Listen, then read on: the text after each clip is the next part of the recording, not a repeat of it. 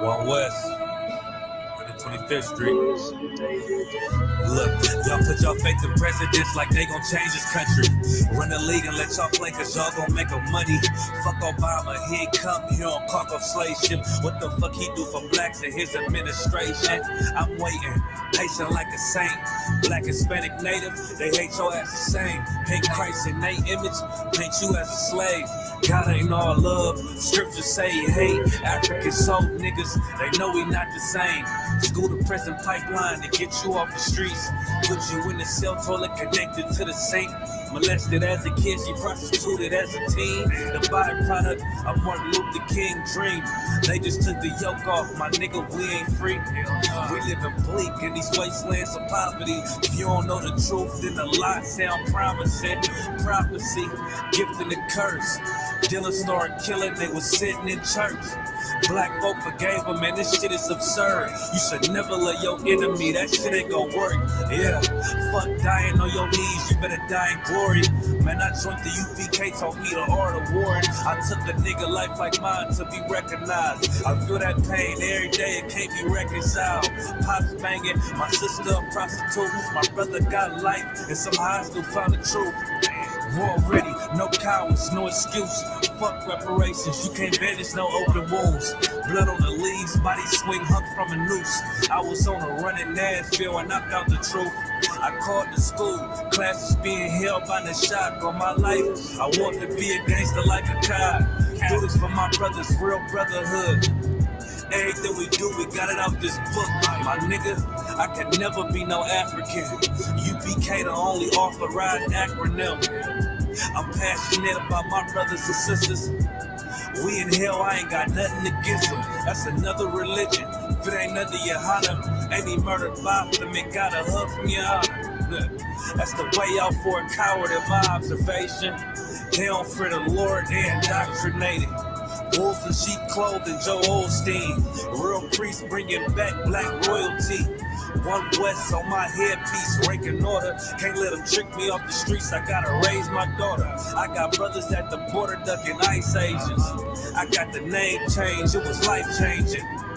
My family thought it was a game, put on all black, they said I was going through a phase. It's more of us in jail than it was slaves. Chose by the Lord, we can never be the same. Soon as they born, the wicked go astray. They left the truth, they wasn't with us anyway. Niggas weak, they just saying anything to be truthful. We don't want no cowards anyway.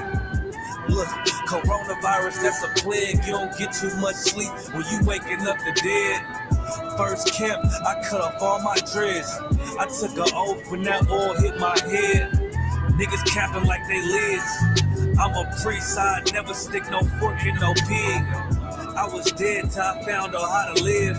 This brotherhood taught me how to be a man. I came back to my roots, I had to dig. A couple gaps I had to bridge. I got a rib, I'm married to this world. You wanna serve the Lord, he ain't in the Christian church. Came back to my roots, I had to dig. A couple gaps I had to bridge. I got a rib, I'm married to this work. You wanna serve the Lord, he ain't in the Christian church. You say what? I hear what you say. I know I told him to make sure that they wasn't out or nothing like that. So he could have. Yeah, I'm gonna play one more song, y'all. This my get the party started joint right here. So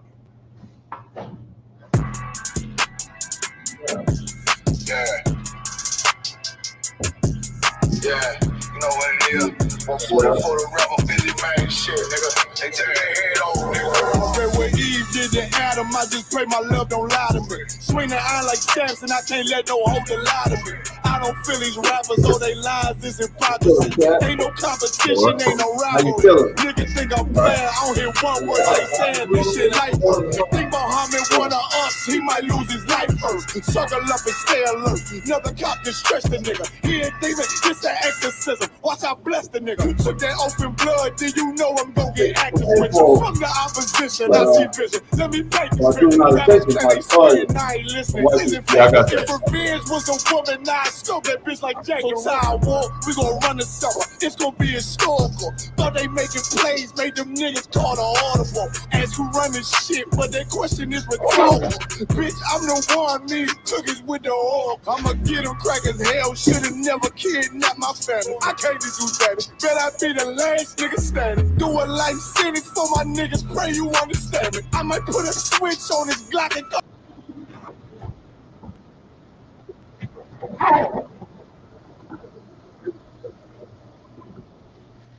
Hey, give me a 1 if y'all can hear me. Give me a 1, 1, 2, 3, 4, 5, 6 if y'all can hear me. Let me see if I can hear myself. Testing 1, 2.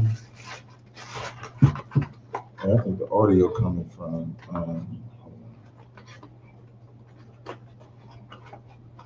Testing 1, 2. Okay, yeah, the testing. I thought the audio was coming through or something else. But y'all give me a 1 if y'all can hear me all right, and I'm coming in nice and clear. Just let me know. I want to make sure. Kill Stream and Brother Robson. I said the brother. Good Lord. I said the brother Rob. Oh my goodness. I scratched that from the record. Man. Man. As soon as I heard it, I'm like, oh man. The cat Rob just sent me the link. I'm gonna email this to myself so I could join. Y'all know that this debate is between myself and Joel Davis. Joel Davis, white crime versus black crime. We're gonna see which one is better. Which one is worse? I said better because ain't nobody better at crime than the so-called white man. I mean, he's masterful at this shit, man. Let me put this over here. Let me check the link. Let me see. Let me make sure I got this here. Hold on, let me put this, let me click this link, and we're gonna get started. Let me see, this will join me into his. There we go, I can see myself. Let me ask to join. Boom, I have asked to join. Let's see if I can get up in here. And what I'm gonna do on StreamYard is share my screen. I'm gonna share the entire screen. Window. Let me just share the window. Content, share. So. Okay, you should be able to hear me, but they still can't hear you. Just let me figure this out. What about now? Oh, yeah, I can hear you, Ralph. Yep, I can definitely hear you. You let me know.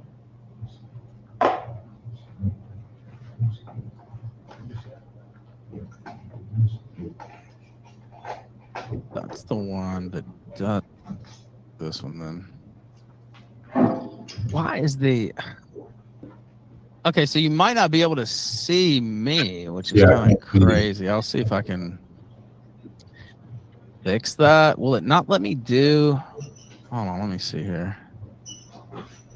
I think I can fix that, hopefully. Yeah, it's on the wrong one. Okay, now you should be able to see me. Yeah, I can hear you. All right, cool. You can see me now. Okay, cool. You heard me?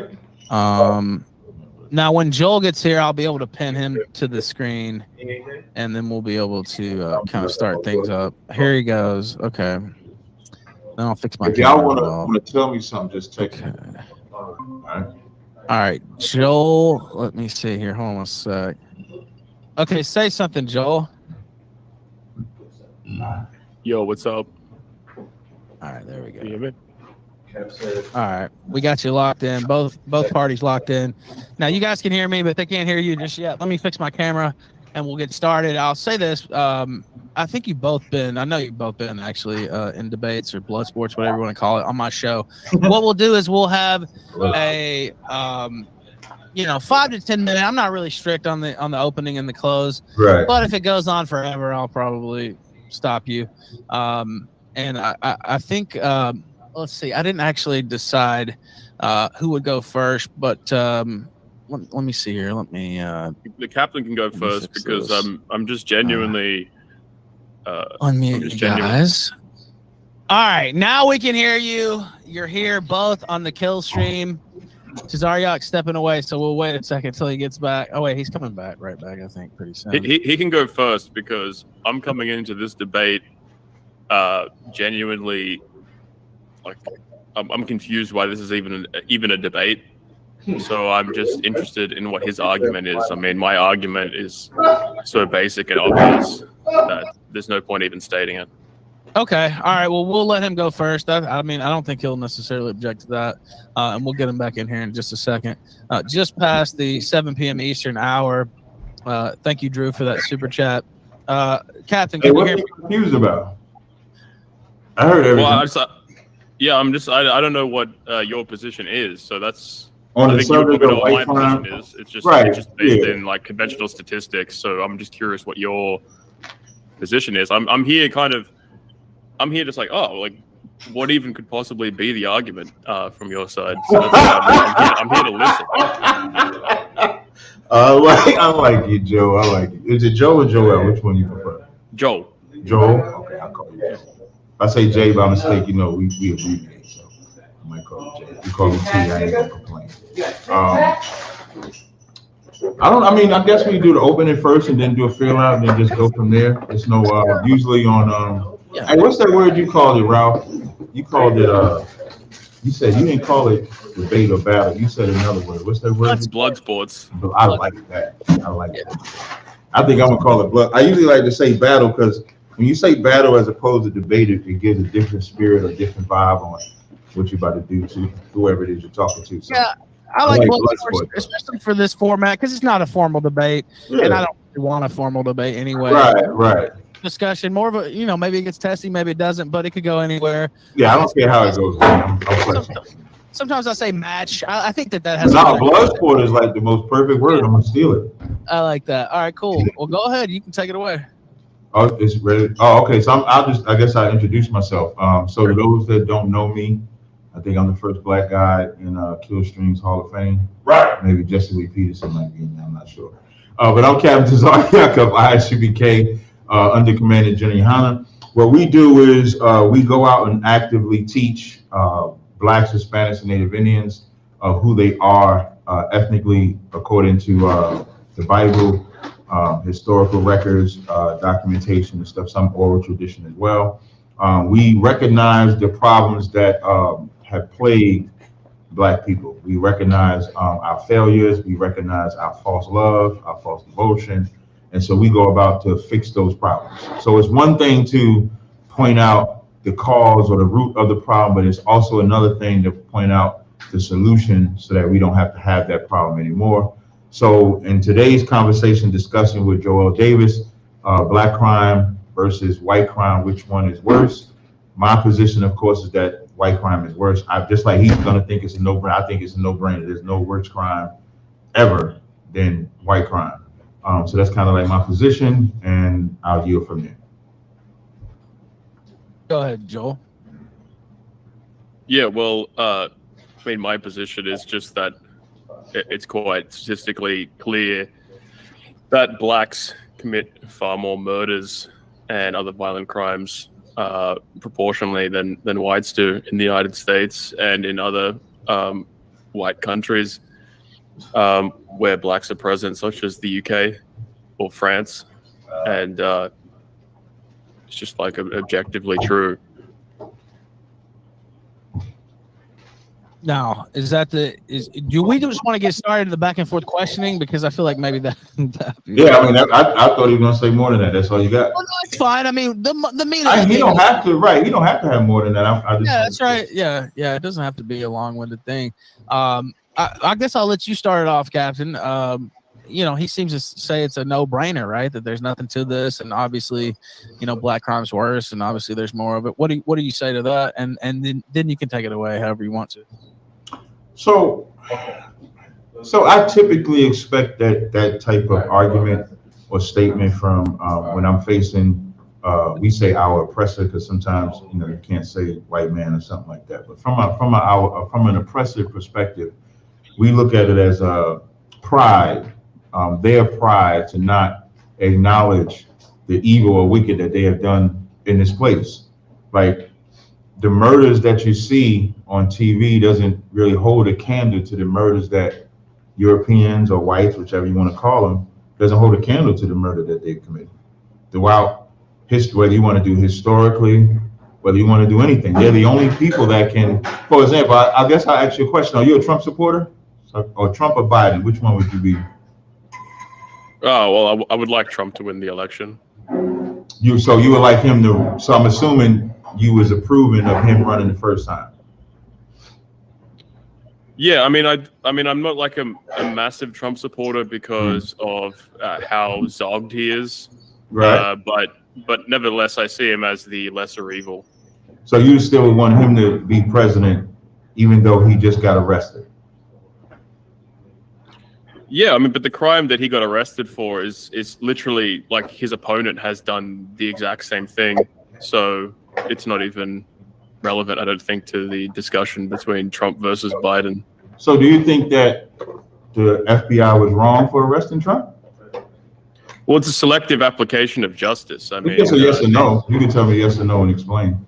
Well, I am explaining. It's a selective application of justice. No, what I'm asking, Joy. Now, I don't mean to interrupt you. The reason why I say you can say yes or no and then explain, I'm trying to get your position. Do you think it was wrong when they locked him up? Yes or no? If I can get just I think it was wrong to arrest him, and the reason why it was wrong to arrest him was because Clinton did something even worse, gets away with it. Biden has done worse things, gets away with it. So it's a selective application. Like if we're going to have a political process that is quote unquote under the supposed rules of liberal democracy, I don't personally subscribe to liberal democratic values, but if we're going to accept those values, that if you have a kind of political bias in how you apply the law in a one-sided fashion, that kind of undermines the whole premise. That's interesting, man. I'm gonna tell you, like, I'm very skilled at the blood sport. Thank you, Ralph, for giving me that term, blood sport. You're welcome. And if you think about the title is Black Crime versus White Crime, which is worse? And although Trump is locked up for a crime, he says the FBI is wrong for locking him up, not because he's innocent, but because he's done nothing different than the Democratic Party done. So they criminals on the left side, which is white folk, right side, which is white folk. Those are crimes. And he still wants him to be president, even though the FBI is locking him up for a crime. So when you say which one is worse, your hypocrisy shows that your crime is worse than ours. We couldn't do that. Like we couldn't run, be president, not be president, get locked up by the FBI, and then go be president again. But you can, because the biggest hypocrites are you. Like the way you answered that, which was eloquent, by the way, that shows when we have this type of discussion, when you say it's a no-brainer, that's because you're blinded by your self-will, if you want to call it manifest destiny. What you feel is your right to take back your land by any means, even if it's at the expense of my people, it wouldn't matter to you. So you kind of just killed yourself with the title of this debate by the way you explained that. Well, no, because you're alleging that whites have committed this worse crime, but you haven't actually explained what specific crimes you're talking about that are worse. Like, what do you mean? Well, we're going to get into that, but I just want to show it doesn't even matter what crimes white people commit. You still want them to run for office. So I got another question.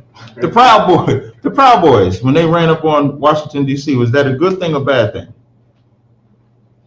You're talking about January 6th? Yes. Or something else? Yes, no, you know I'm talking about January 6th. Well, I think it was a mistake to behave in that way because. Okay, so it was bad. Well, I don't accept the premise I think their frustration was legitimate at the election, and they were non-violent. They were also kind of allowed in largely. So I think overall, it's definitely overblown. The severity of what happened. It's incredibly overblown for political purposes. This is what I mean by the hypocrisy. So could we storm the castle? Meaning black people. What would happen? Earlier, a bunch of in black 2020, you guys burnt down like how many American cities because you were upset that some Negro had we didn't burn down any cities, but we're not talking about burning down the cities. I asked you a question. Could black people do what the Proud Boys did on the White House? Yeah, but instead of being vilified, they would probably be celebrated. Wait. So the Democrats would get together and say, "Oh, it would be white supremacist of us to hold these people." Okay, that was a good thing. The Boogaloo Boys are the ones that burned down the cities. Black people did not do that. That's a lie. First of all, another thing of hypocrites. The greatest liar on the face. Well, I don't want to do that yet. But you just said that the Democrats would applaud if black people did it. Correct. But if I just look at the reputation of black interaction with government officials, which are predominantly by your people, we get killed if we do stuff like that. We get killed by your police. We get killed by I don't want to say friendly fire. We get killed by citizens. So I think you're being deceptive when you actually are saying that we would be able to do it and it would be applauded. I don't think you're being an honest man, and I don't expect you to be. But I don't think you're being honest to say that we would be able to storm the castle and then black people would be supported, or by the Democrats. The Republicans wouldn't support it, but you're saying the Democrats would support it. That's what you're saying? Correct. Can you prove that? Well, no, because I can't really think of a situation which is analogous. So I guess it's impossible to know exactly how they would react unless it happened. Right. Because something like that has never happened. You asked me a hypothetical, so definitely. I just responded to it. No, definitely hypothetical, but there's no correlation to show whether they would get away with it or not, right? Yeah, well, you just invented a hypothetical scenario, then asked me, how do I think it would go down? Then I answered you, and now you're saying, well, what's the evidence for that? It's like, well, it's a hypothetical. There is no concrete evidence that you can really appeal to. So you're just kind of going into this kind of irrelevant territory right now. When you're talking about what's worse, like white crime or black crime, you're talking about violence. I mean, the statistics are very clear that black on white violence in the United States is way, way higher than white on black violence. Higher. Can you prove that? Yeah, we can look at the statistics. I mean, do you think the FBI is lying? I mean, presumably you think the FBI is lying. Well, you think the FBI are liars because you think that they should not have locked Trump up. You can't ask my position about. We know your position about the FBI because they was wrong for locking Trump up. That's what you said. So that doesn't mean that they can't collect statistics accurately. So which one are you going to believe, though? Is irrelevant to that. No, Trump, the individual, is irrelevant, but your logic is relevant. Your logic is that they were wrong for locking Trump up. That's the FBI's thought process. That's them gathering information. That's them finding enough evidence that they feel they can arrest Trump. You feel they're wrong about, but you want me to believe that they're right about gathering information that would show that blacks kill more people than whites. Now, I don't have an issue looking up any statistics. I just want to make sure I consistently show the hypocrisy in what you're saying. You can't have it both ways. It's not hypocrisy. It's like, for example, I view the ADL as an enemy. But when the ADL does studies, I believe the statistics in their studies because it profits them to have objective analysis. Like they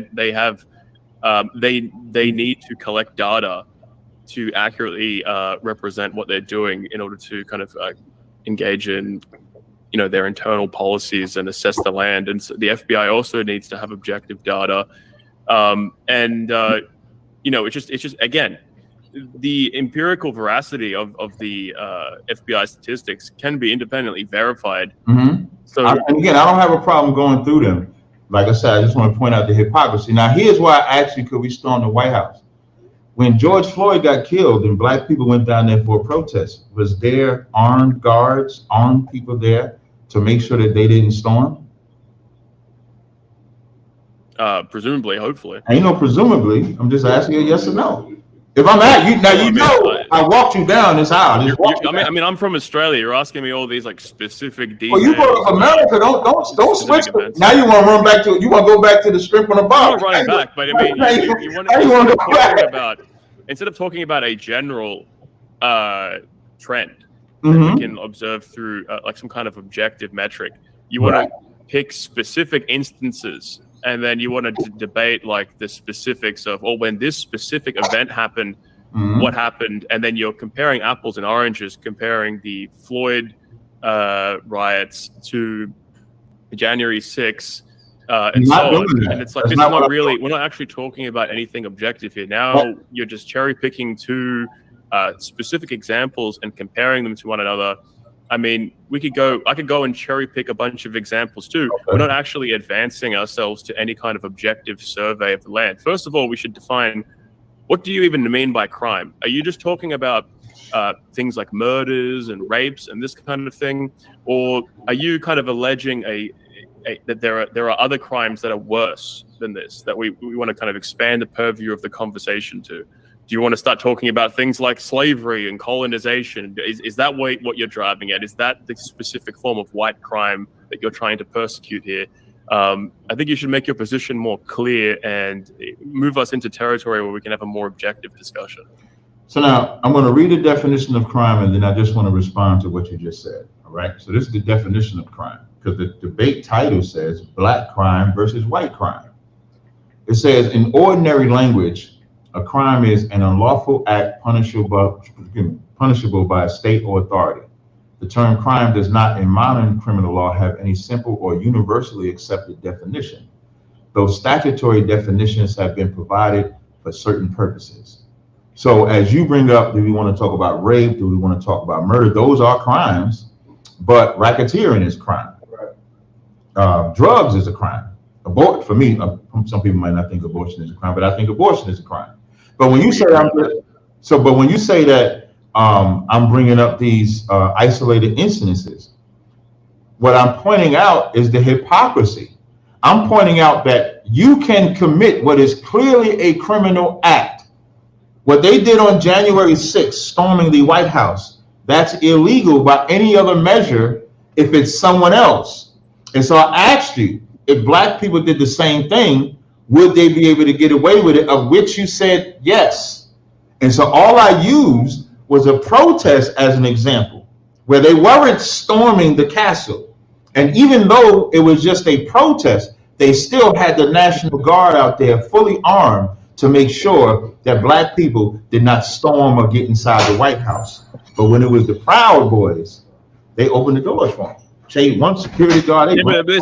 There's an obvious explanation for this that is offering itself, which is that you probably couldn't allow a bunch of black people into the Capitol. Why? And they would walk around uniformly. Why? You have white people. You look at the white people walking through the Capitol, and they're all like they're walking in an orderly fashion. They're engaging in very civil behavior. But if you have a bunch of like wild Negroes with letter armed, it would be a bloodbath. And so, there is a double standard for a reason, because there is a difference in behavior between these two groups. When I tell you that the white man is the devil the Bible speaks of, I mean that. Like he said, they were peaceable. It was illegal. Whether blacks or whites did it, but it was illegal. Whether you peaceably storm the castle or go in there with violence, it's still illegal. Right. And you are justifying their crime, which is why I said y'all's are worse, because you, like, if a black man kills another black man, if a black man kills another white man, he gets locked up for it, he gets found guilty of it, he goes to jail. If a white man does the same thing to a black person, he does not get found. Like what happened to George Floyd, that cop getting found guilty, that's like the anomaly. We have so many examples. Like when you think about it, Emmett Till's The woman that lied on Emmett Till was allowed to live her days free when she should have been put in jail. Meanwhile, if a Jewish person, which I don't like Jews at all, just want to make a point, but if the Jewish person finds some 90-year-old German or 99-year-old German, they just locked up some 92-year-old German. That nigga, excuse me, he was in a damn wheelchair. He was in a damn wheelchair, and they took his ass and locked him up. Emmett Till's liar was allowed to live peaceably, even though the earth knew that she lied. So when we say which one is worse, is now I'm giving you my position, because you said when I'm talking about crime, what am I talking about? When it comes to which one is worse, we're going to find as we have this dialogue that both sides have committed rape, murder, theft, larceny, racketeering. Both sides have done it. There's one that's a father to it. There's one that's a son to it. There's one that has mastered it to the point where they don't even hold themselves guilty. Right. Even if you think about the way that you're answering, you will not say the Proud Boys were guilty for storming the Washington, D.C. Right. You said they was in an orderly fashion. They didn't destroy nothing. When they trying to get records, they was trying to get records. Well, my position, and just for the record, the FBI chart is not my position is one of political loyalty. I mean, right. The essence of the political is the distinction between friend and enemy. Mm-hmm. And the storming of the Capitol is not like an interpersonal event. Like if somebody, if some Negro does a drive-by shooting on his fellow Negroes in the streets of Chicago, this is not a political event, right? There's nothing political about it. The storming of the Capitol in January 6th, however, is a political event. Meaning? Can you explain in detail, like what? Not like yeah. Well, I mean, obviously they were there to provide a kind of civic opposition to what? Like break it down. Well, allow me to explain. Thank you, please. If you don't mind giving me some. I'm gonna mute my mic. I'm gonna mute my mic. Now, January 6th is a political situation. These people had the belief. I think a justifiable belief that the election was stolen, that it was rigged. And January 6th was an expression of their opposition to a political event. It was a political contest, and so their actions are therefore understandable within that political context. And so my loyalty to the right, therefore, will mean I don't even care if the right commits crimes insofar as it serves their political goals. I simply don't, because I believe in the virtue of their victory and the necessity of their victory such that I don't care what they have to do to achieve that victory.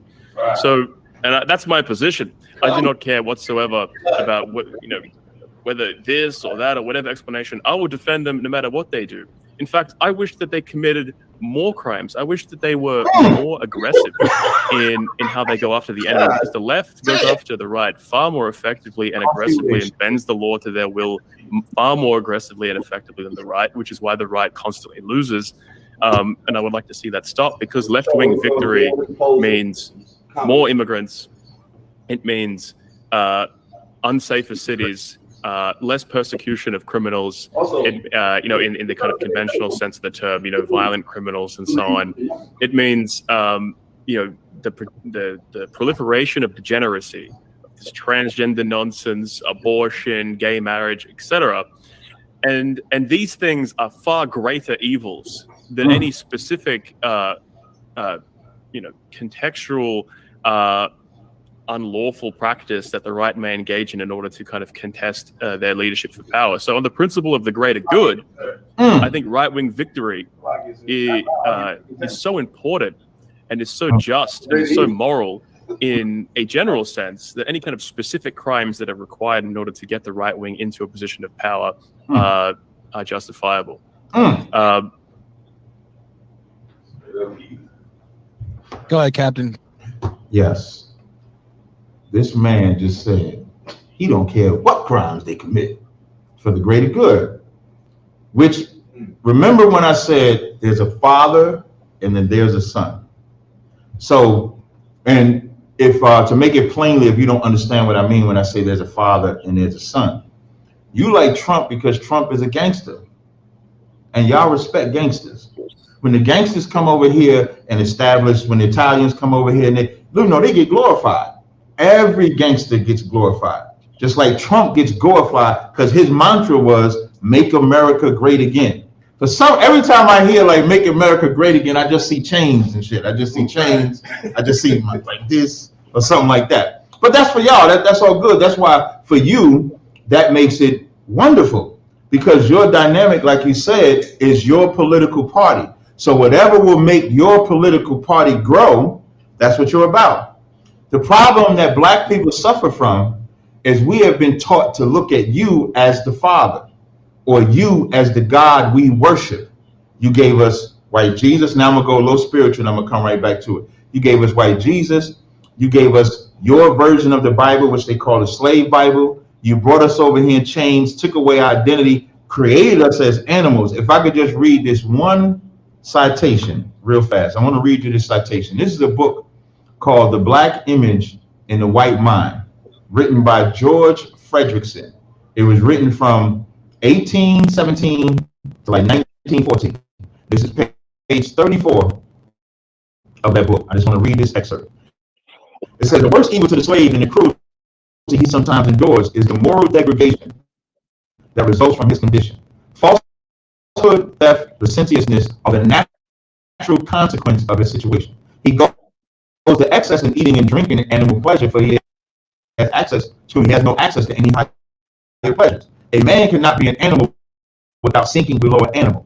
A brutal man is worse than a brute. An animal cannot be more savage and more greedy than the law of his nature allows. But there seems to be no limit to the degradation of a man. Slavery is the parent of vices. Why do I bring that up? As we watched y'all prosper through murder, rape, bloodshed, of whether you want to talk about the Native Indians, if you want to talk about the Aborigines in the continent that you're in, or Australia, no matter what you want to talk about, your reputation has been murder. Your reputation has been slavery, and we've been forced to look up to you. So now the same way you respect gangsters, now that same neighborhood in Chicago or that same neighborhood everywhere else, who are they emulating? The people that they've seen prosper. How did they prosper? They prospered by affiliation, which is the part of your wood. They prospered by murder. They prospered by drugs. They prospered by bloodshed. And so they're emulating. What we come is to speak against your evil. Like you notice when I came in, I said for us, we teach the truth to blacks, Hispanics, and Native Indians to give them their identity, to stop loving you, because loving you means we kill each other. Right. Because that's what you taught us. If we stop loving you and be with our own, we would not kill each other. So you can't say that their crime is worse than yours when you taught them that murder is the way. You taught them that drug dealing was the way. Right. You taught them all of that. And even today in 2023, you don't care what crimes your party commits for the greater good. Right. Is that not what that same cat that learned from y'all in the ghettos of Chicago going to say? This is my block. I got to represent my party on my block. The worst lesson we ever learned from y'all is to how to murder. Right. But you taught us that. I yield. By the way, your audio is going up and down now. It usually fixes itself within a few seconds, so it might not be that big a deal. I just wanted to mention that. It gets a little hard to hear. It trails off, and then it comes back pretty quick, so it's not unbearable, but I just want to I'll make sure I stay close.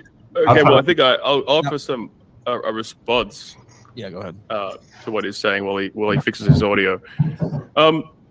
This debate is between which is worse, black crime or white crime. Now, this is a qualitative argument. Which has a greater or lesser quality? I think my opponent has just made an incredibly brilliant argument for my position, because what he has just told us is that our crimes are so much more magnificent. Our crimes create nations. Our crimes create civilization. His crimes, what do? They're just gangbangers. They're cheap imitations of white crimes, apparently. Apparently, white crimes, we are the real progenitors. We have the truly magnificent and glorious criminal acts, which are foundational to Western civilization. and he has the kind of what does black crime ultimately achieve? What are the consequences of black crime? It is proliferating crack, random street attacks, random isolated incidences of gangbanging and rape. These things produce no real value whatsoever. There's no value that emerges from black crimes. Black crimes are not capable of generating societies of magnificence, like he alleges that the white crimes such as slavery, colonization, etc., have generated. And so this, to me, is deeply ironic because I can contest. I could have an argument contesting whether these things are actually crimes that he alleges that the white people have committed. But if I accept his argument on his premises for the sake of discussion, and we just look at the outcomes, I was just saying, well, yes, like if Republican partisans, if right-wing partisans commit crimes for the advancement of our political ideology and political objectives, then I support it. Why is that? It's precisely because of this, because they will ultimately lead to a better, more just, more magnificent society and civilization. And that's what I have. I have a civilizational consciousness. That's what the white man has. That's why we created the modern world. That's why our civilization is the greatest and most glorious civilization in world history, because that is our mentality. We aren't interested in these kind of petty, we don't need, like, Anglo white people don't need to become gangsters. We don't need to become drug dealers in the mundane sense and traffic whores and drugs and this kind of thing. We're interested in a far higher objective, a far more noble and more glorious objective. And so that in and of itself, I think, really substantiates my position as victorious in this debate. So what you're saying is your crimes because you're a little quiet. Yeah, your audio is low. I don't know if it's you have like noise cancellation on. That could be it too. Let me see here. If you click the settings on the Hangout, maybe if you turn off the noise cancellation, it might help. Is it the three dots? You see the three dots down at the bottom? Yeah, I see it. Click that, then click settings, and then on audio, turn off noise cancellation. Okay, what about now? Does it sound any better? It sounds a little bit better, yeah. Let me see. There ain't no way to turn the volume up or down, right? No, I don't think so in there, but you sound better now. So okay. You sound fine now. Okay, all right. It's interesting because remember, this debate is which one is worse. So your definition of worse is which crime gets committed that does not benefit that people. Am I correct? Yes or no? Yeah, well, I mean, we're trying to determine it qualitatively. So what is the objective? What is the outcome of this debate? Of the acts? No, you're calling things crimes. Now, we could have another debate and we'll probably get into this. No, I'm asking you. No, yeah, let me clarify for you. Okay. So we could probably get into a certain portion of this debate where I will contest your definition of the white man's activities as quote unquote crimes. But that's not my definition.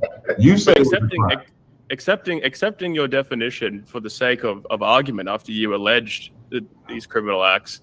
I said, well, what is the outcome? You said they were crimes.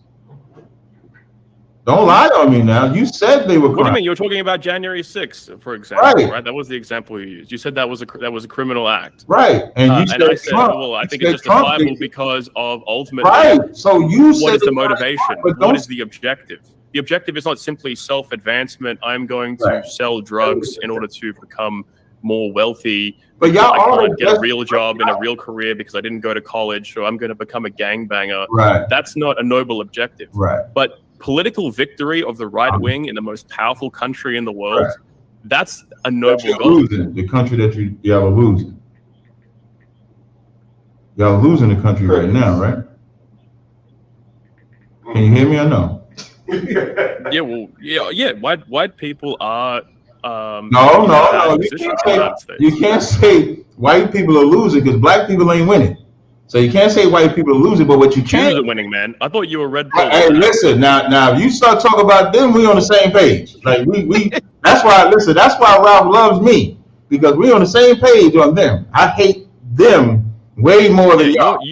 Jews use your people against us as a battering ram against us. There is no black advancement that is really being procured by the Democrats. Blacks are just a weapon, a bioweapon against whites. So I support what you're doing in creating black anti-Semitism. I think it's a positive development. Is my mic low, Joel? Is my mic low? Yeah, it's low again. Actually, I don't know why. I don't have anything. Let me just check my mic. Yeah, maybe check the mic volume in the control panel, the sound settings.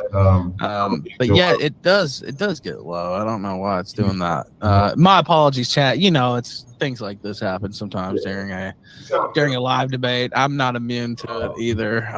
What about now? Does it sound better now? It sounds way better now. Yeah. The damn volume was at like 5. Yeah, it sounds way better now. The volume was at like 5, and I'm trying to talk to Joel. I'm like, damn, he's talking over me. The so-called Jews did that for sure. All right, go ahead. What I was saying, Joel, when it comes to the so-called Jew, we're going to be on the same page. I don't agree that they use us. I think both of y'all use us equally. There is no one white person using us more than the other. We get used by both. You said that y'all don't sell drugs. Y'all are the greatest drug dealers that ever exist on the planet. Y'all import the drugs. You make sure the drugs get in. That's the CIA, the FBI, whoever you want to call it. You allow countries to. Matter of fact, marijuana is legal today because of y'all. That's not us. That's because of y'all. That has nothing to do with us at all. We don't control that. And when we talk about the crime, here's why I say y'all are worse. We didn't need crime to become great. In the beginning of my statement, I said we come to correct. You have to identify what the root is and then provide a solution. Us being in love with white people is why we sell drugs and kill. Because when we wasn't in love with you, we built our own cities without your assistance. The greatest time we've ever had and the greatest threat y'all have ever had in America was watching black people build great cities without your assistance. Wall Street, Rosewood, Seneca Village, Paradise in Detroit. I mean, I can go on and on. There's never been an airstrike in America until y'all flew airplanes over Tulsa, Oklahoma to bomb Black Wall Street. And that city flourished. And you know what? They didn't have to kill each other to do it. They didn't even have to kill you.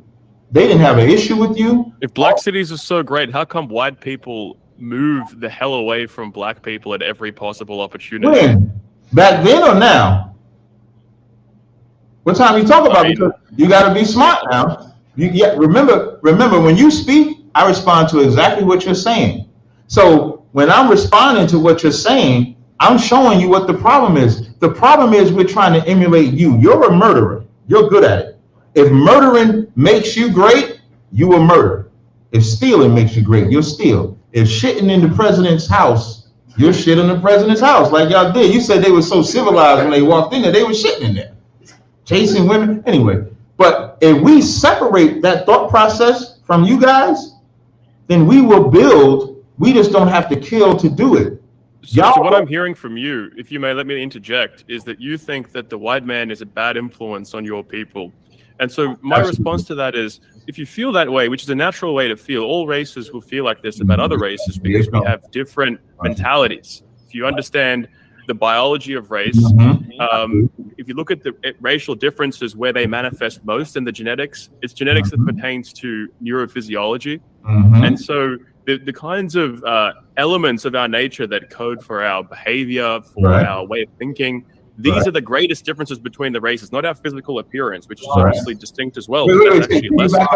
And so it would be much better for your people, surely, to live in your own country with your own people away from us. Well, just back up a little bit. You said something about the looks. What'd you say? I said, if you look at the genetic modeling, the genes that code for different physical appearance diverge less between the races than the genes that code for different neurophysiological attributes. Right. And you saying that to say what?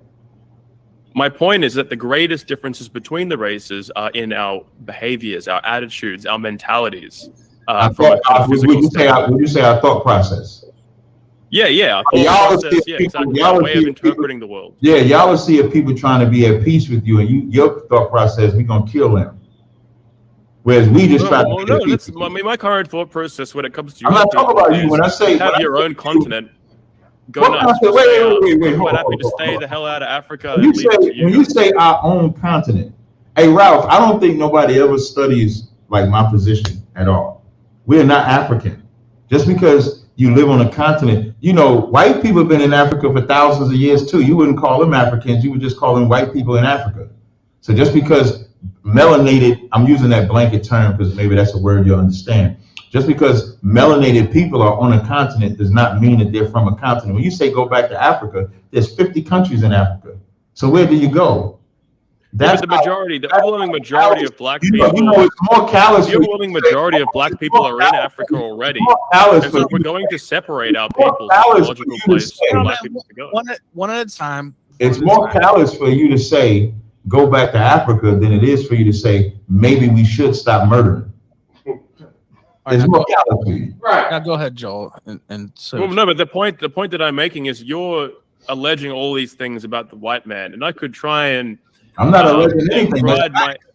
Provide all my counter arguments, but the reality is that I understand, because I understand racial differences, that you as a black man, as a proud black man, you seem like an intelligent individual as far as black people go. You have pride in your identity, and you have a kind of noble mentality, which is not a bad thing. Joel, can you say what you said? Can you just say what you said about me? I didn't hear that part.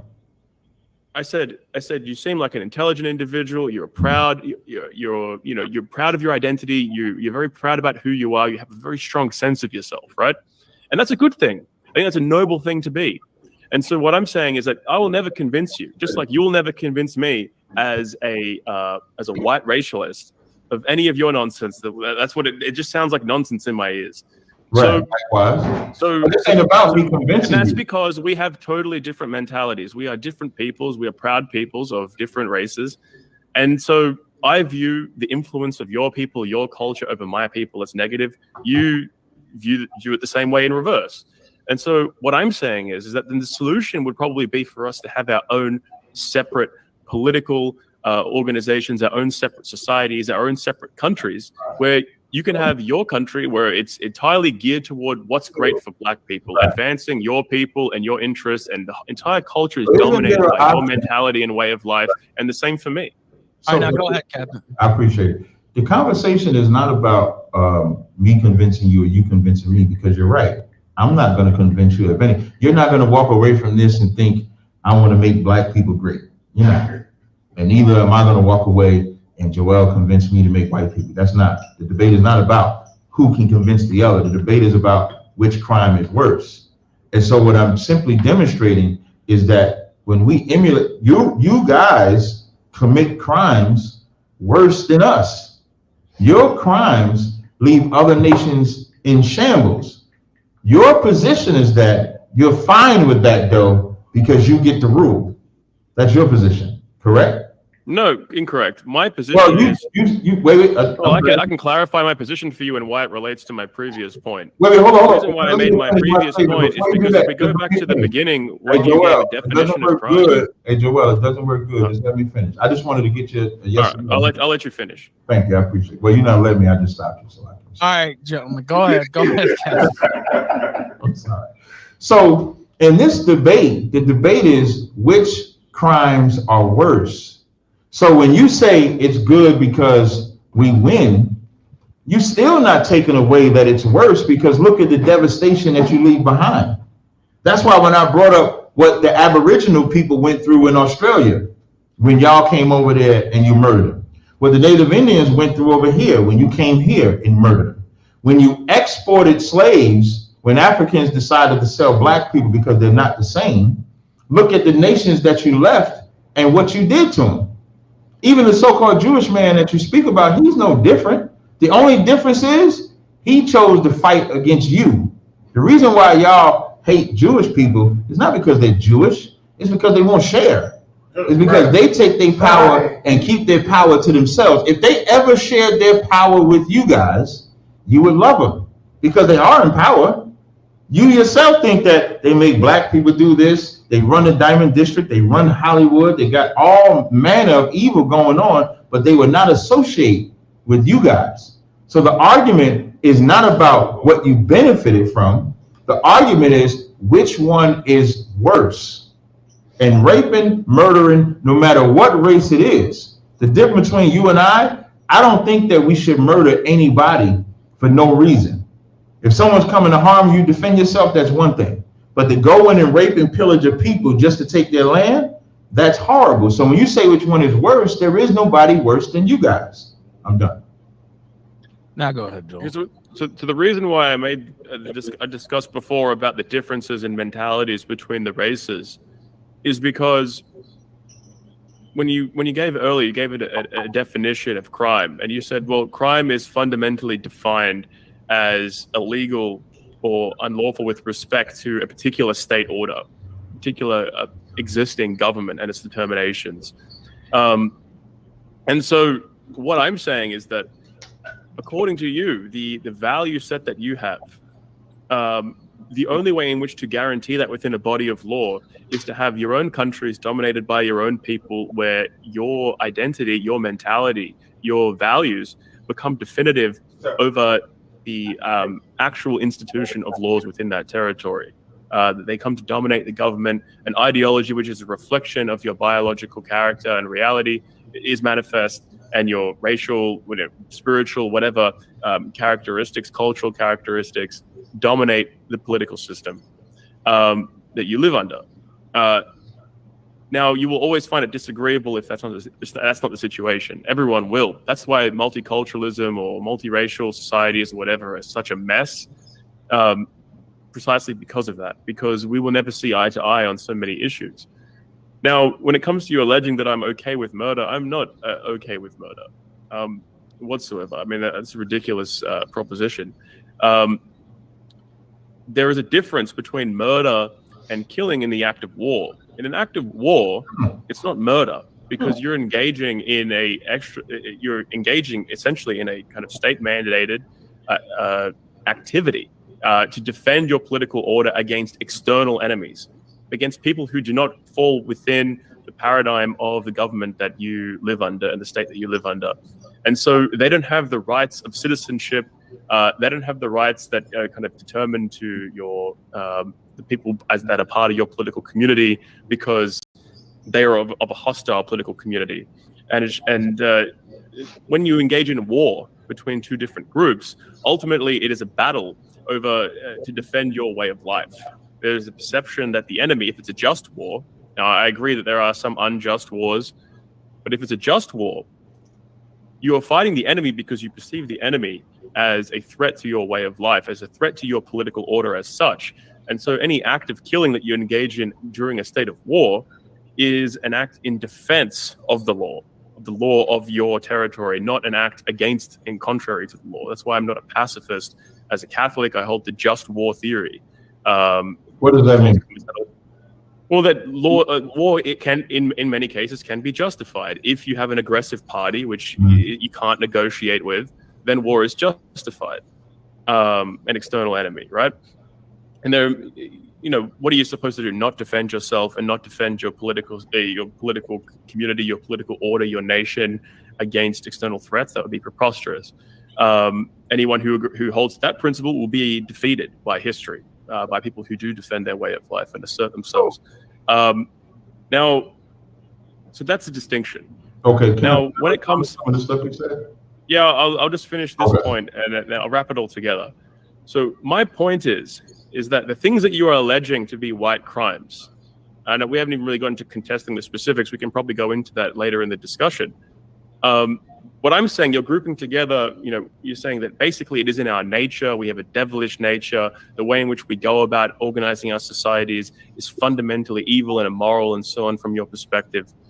And so what I'm saying is that from my perspective, the outcome of us creating our own nations and running our own nations is magnificence. I love the civilization that we create. I love the kind of societies we generate. I love the kind of politics we try to assert. I think our society, our civilization historically, not anymore now it's degenerated, but historically was the most noble and magnificent civilization, Western civilization in world history. And the actions that were taken to generate it, therefore, carry that as their justification. They carry that as they are contributions to the generation of this magnificent, civilized, modern Western civilization. And so that gives them a higher quality. That gives them a higher standing than what has black crime really contributed to. So when we're talking about what is the outcomes of black crime, what great civilizations have come from black crime, what great changes in government, what new advances have come from black crime? I don't see any. I told him. So black crime, therefore, is qualitatively worse because black crime does not create anything that is great. It leads only to, I don't know, just general civic decay, the breakdown of public order, degeneracy, and so on. There is nothing noble that emerges from it under the definitions that we're playing with here. Now, I'll let you respond, and then maybe we can get into some of the specifics if you want to start talking about the history of colonialism and so on, and we can debate those. Well, I'm fine with whatever that is, but I want to point out, well, first, just a quick yes or no. Do you believe that America, run by whites, targets the black race, yes or no? What do you mean by targets? Meaning do things specifically to target the black race in a negative way, yes or no? An America that was run by the white man previously. Talk about 20, ain't you run by a white man today? When's America not been run by a white man? No, America's run by Jews. But Joe Biden, he's not a Jew though, right? He's a so-called Jew, right? Joe Biden doesn't run America. He's a senile retard. Okay, what about, but Trump, it was white when Trump was in it. Just 4 years ago was Trump white. didn't run America. He got deposed. He got overthrown by the people who actually run America. He didn't complete his 4 years? He was barely able to do anything in the entire administration. He was obstructed in every possible way. Complete his 4 years, yes or no? But do you seriously think that the president yes or no? actually has control of the government? Can you hear yes or no? Did he complete his 4 years, yes or no? You're asking me a question, a rhetorical question. Why would I operate with an answer when it's obvious that he completed his 4 years, but it's irrelevant to the point? Who really runs America? Is it the president? Is this like high school civic shit? No, it's actually far more complicated. Political power is far more complicated than who's the president. So 4 years ago, it was white. That's why, and you know how you know it was white? Also, when Obama was president, was the black man running America? No. Yeah, well, there you go. So therefore, your argument is retarded. The difference with that is that Obama is one African. What is it? Was it 52 presidents by now? Was it 52 or 53? But 52 or 50, I'm gonna just say 52. So one African who's not our people, Obama is not my people, but one African out of 51 other presidents did not now make America black. It doesn't. You know, like when God says other nations as a drop of a bucket, like a drop from a bucket doesn't matter. The reason why I asked you that question is because white people love to say, well, this country's so bad, you should move out. And the reason why I asked you, do you specifically target black people? Because East Indians don't have these conversations. Arabs, even though the Arabs so-called made the towers fall, they don't have to have these conversations. Chinese don't have to have these conversations. No other race has to have these conversations because no other race is targeted in America except us, by you. I also want to point out your hypocrisy. First, you said you didn't want to justify whatever crimes are committed as long as it came to the greater good. But then you just gave a soliloquy. When we do these crimes, we get this. When y'all do these crimes, you get this. As if the results of your crime make your crime better. You got to pick a side. Either you're with it or you're not. Because you keep flip-flopping on that point, and you got flip-flopping at all. You just seems like you don't have the capacity for abstract thinking to understand the rhetorical device that I'm employing. I have abstract thinking, but in the blood sport, you have to be focused on the debate. The debate is... Yeah, I am focused on this debate, and I'm winning with zero preparation because your arguments are weak. I didn't prepare. I just cut a laptop on. I just knew you was from Australia, so I know y'all killed a lot of Aboriginals out there. And this argument, we can talk about the Aboriginals if you want, but we ain't got to talk about that. onto that subject? I just want to finish. You also mentioned how, my second yes or no question, are you at war today? Are we at war? Who? No. Are you at war today? You mentioned that in a time of war, it wouldn't be murder, it would be killing, which I agree with. I agree with you on that. So are you at war today? No, war has not been declared yet. Okay, no problem. Perfect. So now my next statement, you have made a point to say, I'm just trying to grab it real fast. You have made a point, God damn it. You have made a point about, give me 1 second. About, God, I lost it. So we can yield. I lost the point right there. We can go to the next subject. That's okay. Go ahead, Joel. Would you like to debate? Would you like to debate I'm the? glad you said that. Wait, I'm glad you said that. To me personally. Joel, I'm glad you said that. You made a point to bring up that you were a Roman Catholic, correct? Correct. So on the subject of crimes, which one is worse? I mean, goddamn, how many Roman Catholics molest kids and destroy kids because they was molested? And so now the Roman Catholic, they don't send them to jail. They put them in the Roman Catholic Witness Protection Program. They sent them to Arizona, to the Archdiocese down in Arizona, to send them to another place. Now, those are your own people. They sleep with your own race, molesting little boys because they believe you can't have sex. I'll never join nothing where a priest can't have. I'm a priest myself, and I'm going to have sex with women. They don't want to have sex with women. Yeah. I'm sure. I understand that the Negro has no capacity for restraint.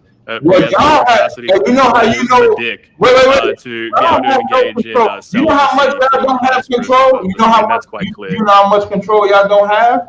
Y'all have no control of your dick. That you won't put it in a pussy, but you'll put it in a little boy's ass. Right. You'll put it in a little boy's mouth. So when you talk about crimes, the Roman Catholic Church is the most disgusting thing that has ever been called of God. Right. There's nothing. And when you think about God, first of all, the Pope is considered God on earth. So when you talking about when you talk about God, people consider God on earth. If we talking about God, worshiping God, obeying God, keeping the commandments of God, tell me where God ordained fucking little boys. Obviously, I oppose. I would want all pedophiles immediately executed. What do you do? No, not just any pedophiles. Your bishops, your archdiocese. Yeah, I think they should every bishop who actually is a pedophile should be executed. So what do you do? Do you go out and speak against the Roman Catholic Church? I speak against pedophilia. Yes, I do. I do speak against pedophilia frequently. It's such a basic thing. Obviously, I oppose it. Top of the Roman Catholic Church to the bottom. Yeah, there's problems. No. I think it's overstated. Nevertheless, there are problems in the church. I'm not talking about problems. Let's say if you have an organization. Let's say you got a 50-man organization, just a 50, and you put rules in place that they're supposed to adhere to. Anybody can break those rules. We agree, right? Anybody can break them, right? Like you got rules, and it's up to you to exact a punishment, right? Correct. They don't punish them for molesting kids. They just relocate them to molest more kids. And that's your spiritual belief. Your spiritual belief of God comes from niggas that have no control of their dick. You try to say black people don't have control of their dick. My belief comes from your Christ. belief is from niggas that don't have control of their dick. The fact that there are little boys that have infiltrated the church and have used the funny when he said when he was talking about black pedophilia does not mean that my faith is in any way impacted. But then when I point out how white people or your priests are putting their dicks in little boys, do they have control of their dicks? Because they're not supposed to have sex. They're not supposed to have sex, period. Correct. And that's how you know that that's demonic. Because when they get the urge to have sexual acts, clearly is pedophilia is clearly demonic. But that idea that all Catholic priests are pedophiles is just ridiculous. I'll tell you what, we can take it off. We can take it off of them. You know, it's called a Roman Catholic. So if we was to go back to Rome or Greek days, they had something called pederasty. You know what pederasty is, right?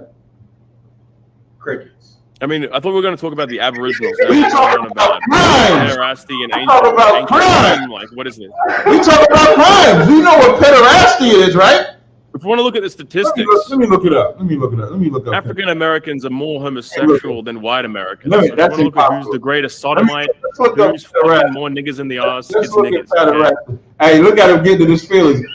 When they say the N-word, when they say the word nigga, listen, you can say nigga all you want, because every time I have this conversation and white people say nigga, it's always online. It's never in my face. Right.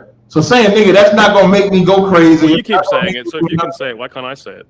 You can say, listen, America has freedom of speech.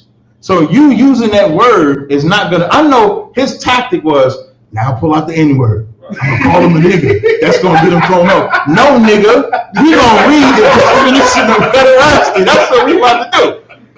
Pederasty, sexual activity involving a man and a boy in his youth.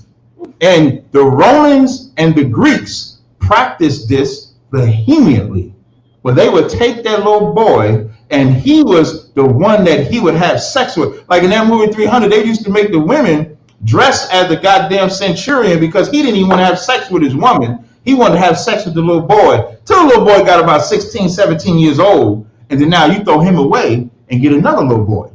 And so that's where the Roman Catholic Church, who claim they're of God, which they're not, that's satanic, they're founded off of that same principle. Remember, we're talking about crime. And you already said pedophilia is wrong. So is pederasty wrong? Crickets. Is pederasty wrong? Come on, man. Type the keyboard. Yeah, fast. obviously it's wrong. I mean, what even is this? Like, you're just wasting my time with this. Now, is this not a crime? Isn't that one of those societies he was talking about? Isn't that one of those societies? What even is this? So with a society that... Are you telling me that black people, there's no black pederasts, the only white people are pederasts? I mean, it's just ridiculous. I never said that black What's your people point? My point is, y'all are the fathers of it. Remember, I said you have fathers. I doubt it. You have fathers and you have sons. Y'all are the fathers of pederasty, homosexuality, raping. We learned all of that from you guys. That's my point. When we talking about it's all our fault. when we talking about crime, that's crime. Unless you tell me a society is good. You have no evidence for that. You're just saying like, oh, all these terrible things that black people do. Can you prove me wrong? It's because they're imitating white people. I Can you mean, prove like, me wrong? it's just baseless. Well, when y'all brought us over here, in the transatlantic slave trade, did y'all not stop us from reading? Did y'all not take our spirituality away? Did y'all take our? Tell me, back in Africa, there was no homos. I just want to. Everybody in Africa Why was can't I just finish? totally moral. Why can't I just? No one was raping or killing or whatever they was doing, sodomizing anybody.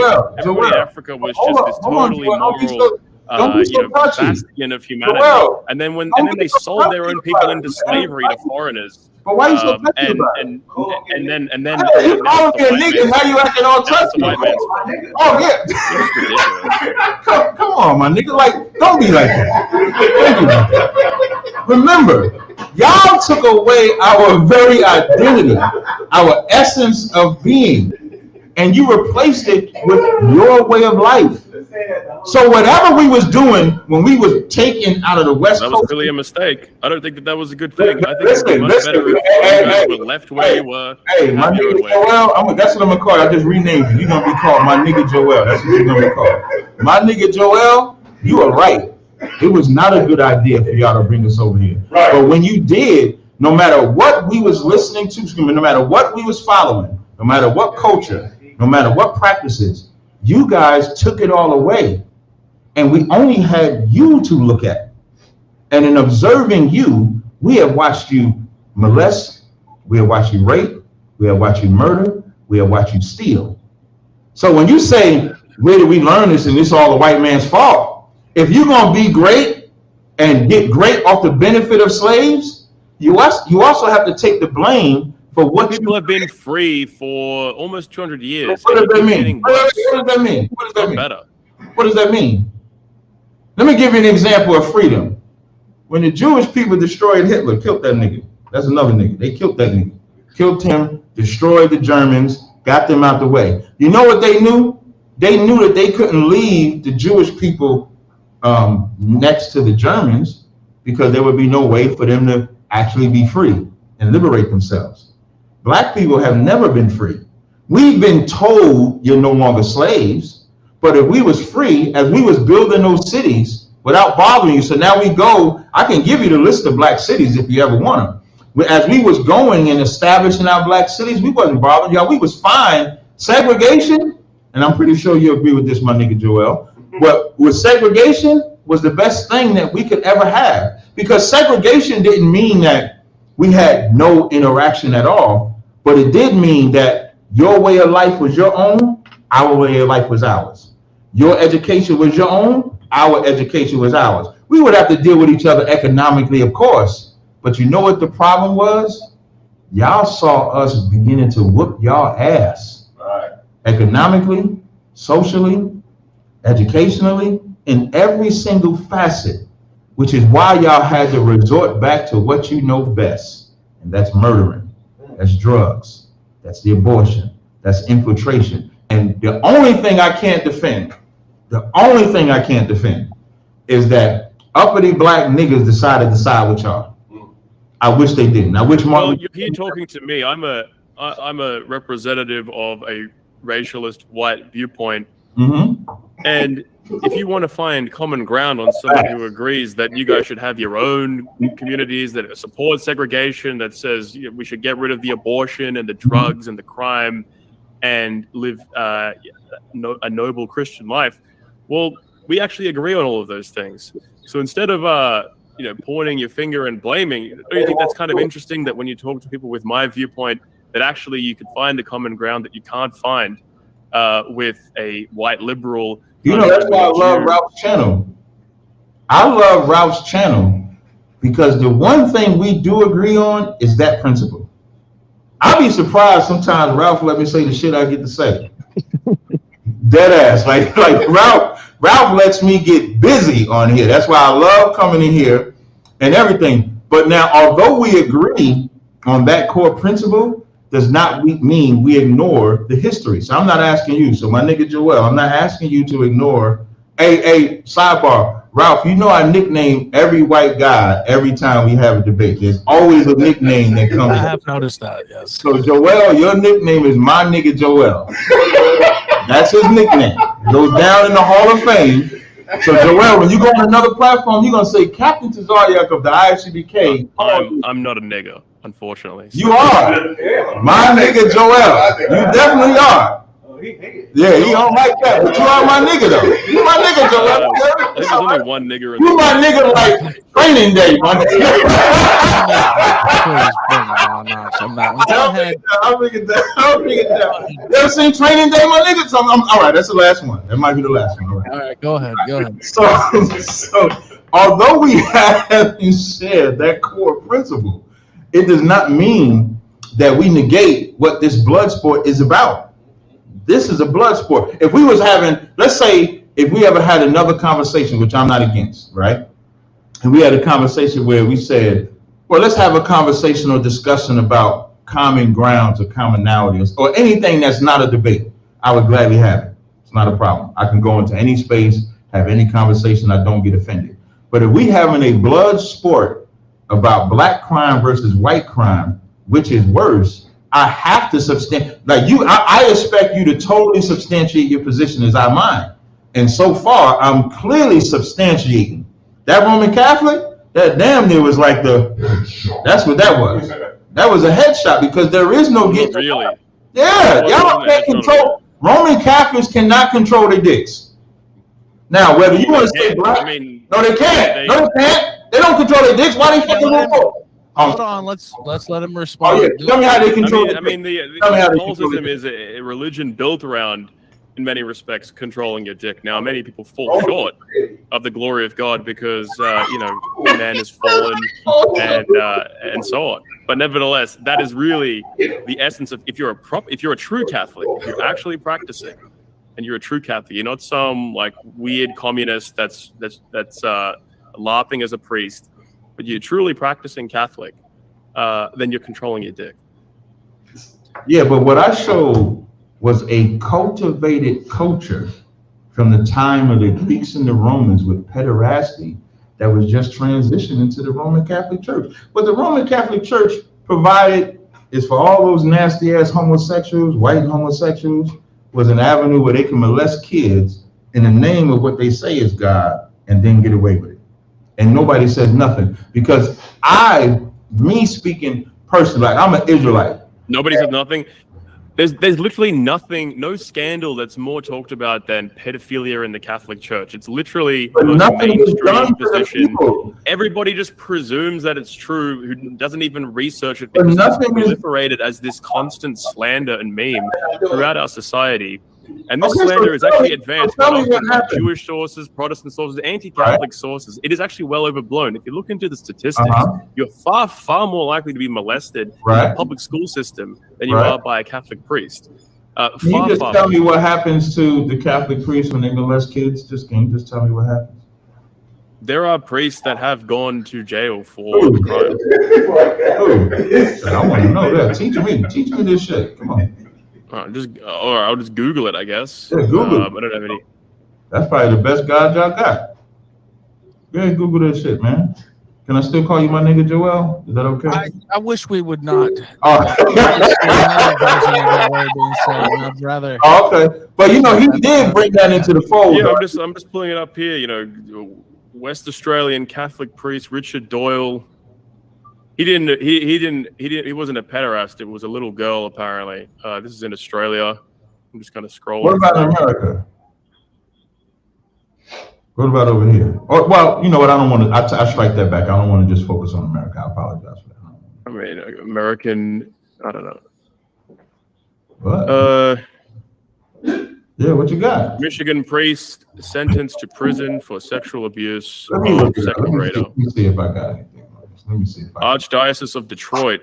A priest of the Archdiocese of Detroit has been sentenced for the rape of an elementary student at a Catholic school attached to the parish he served as pastor in the mid-2000s. So there you go. There's an example. I mean, what you think? Like none of these people actually. 1 out of millions. It's not 1 out of millions. You asked me to find an example. I found you an example. So there you go. But the basic premise that the reality is of the world today is that every powerful institution is infested with pedophiles, with all kinds of depraved individuals. We live in a very sick society. You look at government, all government institutions are full of these sick freaks as well. It's not a problem that is specific to the Catholic Church. Who created that? So now white people are only responsible. There is plenty of pederasty and pedophilia happening in black communities and in Africa as well. It's a universal human problem. Just for the record, record, specific to white people. In fact, if you look, like if I just Google how many children did the church have? Do you have any kind of data that demonstrates that it's a greater problem in white communities or white societies relative to black communities and black societies? Do you actually have any evidence to support that position? Because if you don't, then we can just dismiss it as just conjecture. No. My job is to show how you're more violent. Your job is to show how I'm more violent. You want me to help you. So, like, if I read this, come on, my nigga Joe. I'm sorry, Ralph. I apologize. More than 450 Catholic clergy members across 6 Illinois-based. This is just 6 Illinois-based dioceses. 450 sexually abused nearly 2,000 children during a period spanning 7 decades. That's just in 6 Illinois-based dioceses. So now that's 2006 in one state. How many states is it? I don't want to get that wrong. It's 50 states. Yeah. 50 times 2,000 is what? 100,000? 100,000 or 100,000? Here's an article from The Guardian. The headline, this is from 9 years ago. Right. Pope Benedict VI defrocked nearly 400 priests for child abuse. Priests were defrocked over 2 years for molesting children. I think he did this. You helping me out. He was a part of the task force within the church engaging in this behavior prior to becoming Pope. Yeah, he was during his early papacy. You probably should have studied. And how much money have they paid? Well, I thought we were debating black versus white crime, not like. Oh, not they white in the church. Them ain't no. I was about to say the wrong word. Them ain't black people. Them is white people. And that's a crime. Unless you're telling me this ain't a crime. I didn't say it wasn't a crime. I said, can you provide me evidence that in the black community they have less of this going on? Is that my job? Yeah, it is your job. That's what the debate is about. We're not on the same team, NJ. We're not on the same team. I'm going to call you M&J. I can get away with that, right, Ralph? M&J? I don't know what that means, but I nigga Joel. I just didn't want to say that. Go ahead and M&J. It's not my job. We're not on the same team, M&J. It's not my job to help you find information against black people. It's your job to find information. I get Joel's number so I can help me. What a relative judgment is. To have a relative judgment, right. You need to find an objective metric to determine the difference between the prevalence in the black community or black countries and the white community. Countries. So if you don't have that data, that means you don't have a point. Right? Okay. That's how this works. That's how objective reasoning works. You have to have support for your position with evidence. You need to then materialize that evidence. Otherwise, you're just engaging in conjecture. You're just cherry picking examples. I could just go and look at all these black people that are raping and murdering and so on. I guarantee you I can counter it. That's a difference. What do you mean? I'm telling me there's no black murderers, there's no black rapists, there's no black I didn't say that. I didn't say that. Exactly. So I could say y'all doing more. The debate is actual basis in empirical data. You don't have a point. Gotcha. Right? I'm gonna tell you. Surely you can before we get the data, I just want to highlight the Catholic dioceses across the United States have paid more than $3 billion to victims of clergy abuse. Not $3 million. $3 billion. Well, good. They should pay them. They should be paying them for the crimes they commit in an alarming rate, at a Holocaust rate. I probably should have said that word, but at a genocidal rate. Remember, the debate is which crime is worse. So you would have to admit that y'all do that crime worse. Why would I say worse? You don't have any evidence to support the position that it is it's worse for you to have the evidence than black crime in that respect, because you haven't provided any data or any metric to compare. Can you show any data? Can you show any data? I don't need to show data. You're the one that's substantiating this claim. I can show data when it comes to rape, when it comes to murder, and so on. The official data. So you want to switch? Do you want to switch to that? We can switch to that because you need a lifeline or something. You need something. I don't really need a lifeline. I mean, that Roman Catholic. I would have never blurted out. I was material evidence. I would have never blurted out. It's well known. The data is well known in the fact.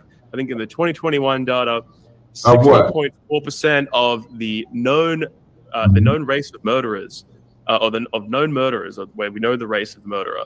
Do you have the stat line? 4% of them in the United States were black, even though they make up only 13% of the population. Now, do you have the stat line for that?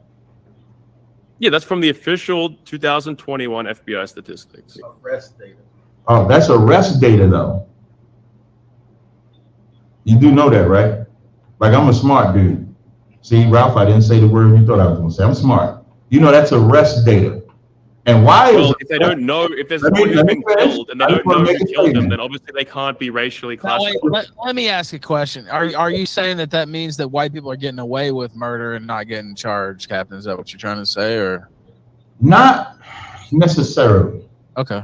Because I do think y'all get away with murder. I mean, that's why I asked. I thought you might say that, but I'm not getting to that. I mean, you're not providing anything objective. Like, I'm looking at all the murders that we have solved. It's not that white people can't go around. The majority of people who get murdered, by the way, get murdered by members of their own race. So this idea that whites aren't arresting whites for killing whites, like what even is? Remember, the statement you made that we murder more. The statement that you made would murder more, according to the FBI. But that's just arrest information.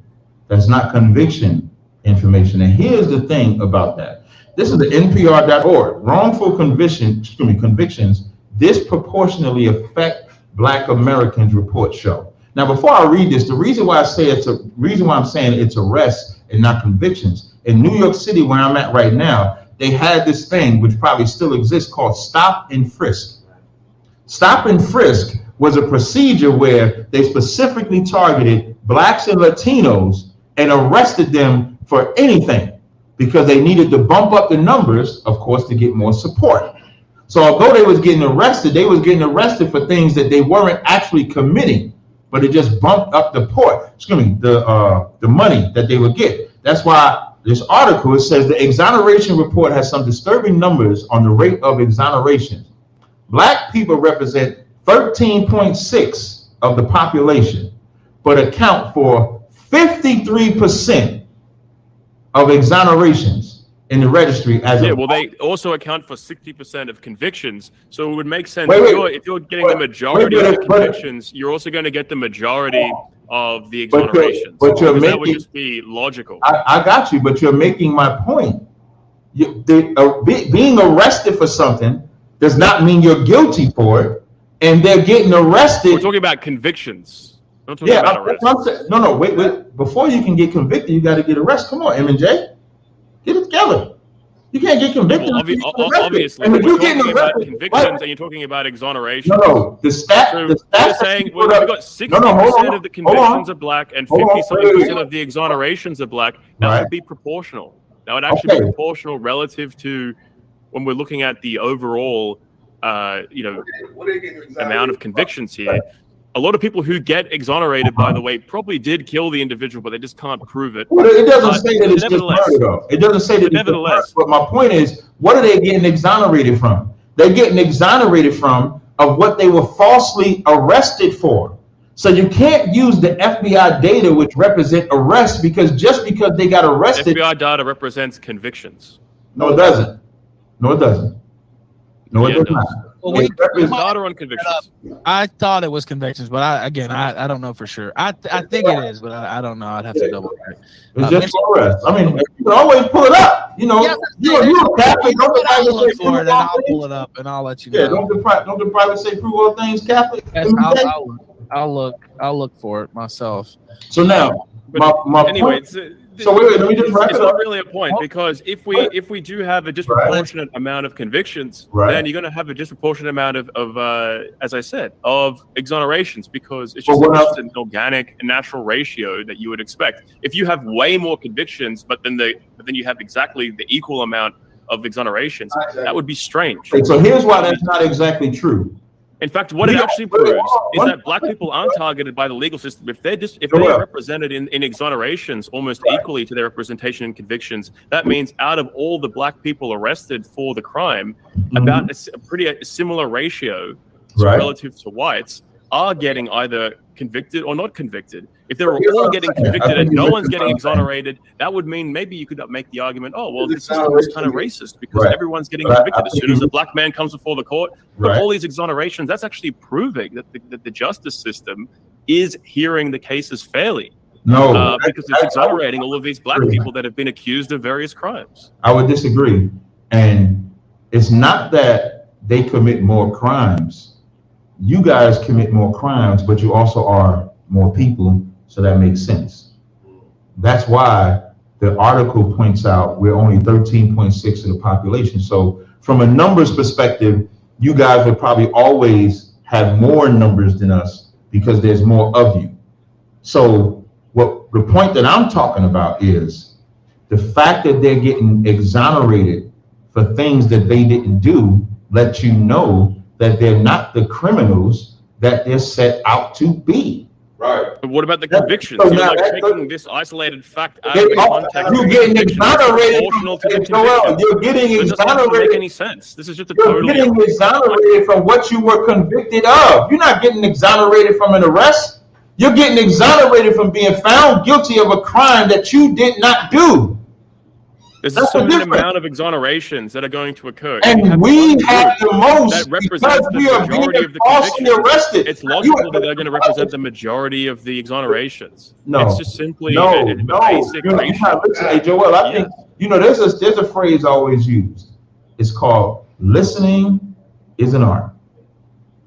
There's a phrase that I always use, which is called be rational.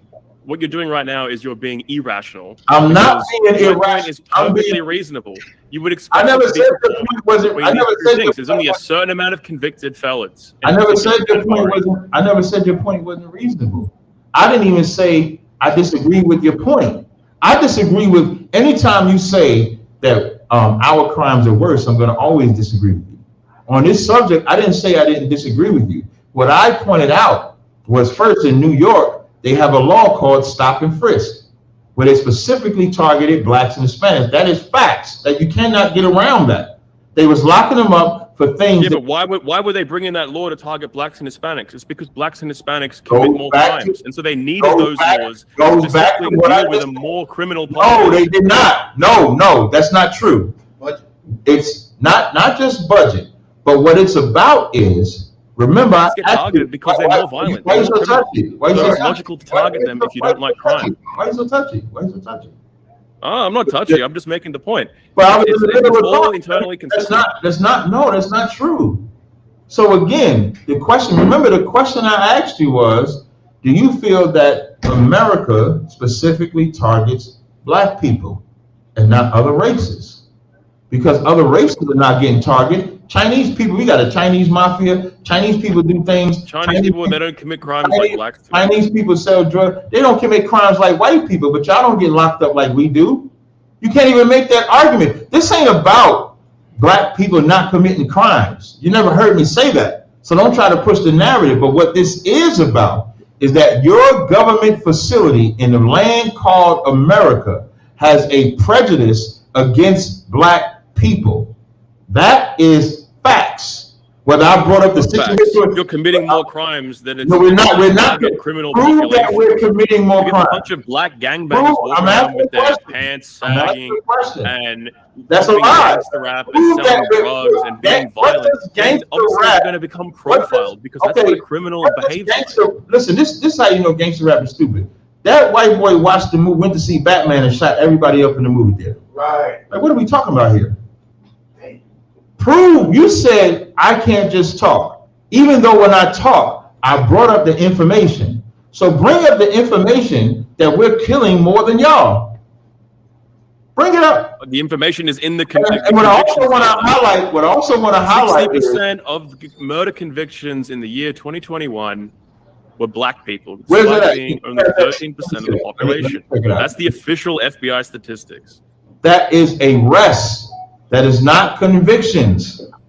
Again, I'm trying to find the clarification on that. I do think it's convictions, but I can't find the exact line where it says that. If we had a copy of the actual, is the website right here?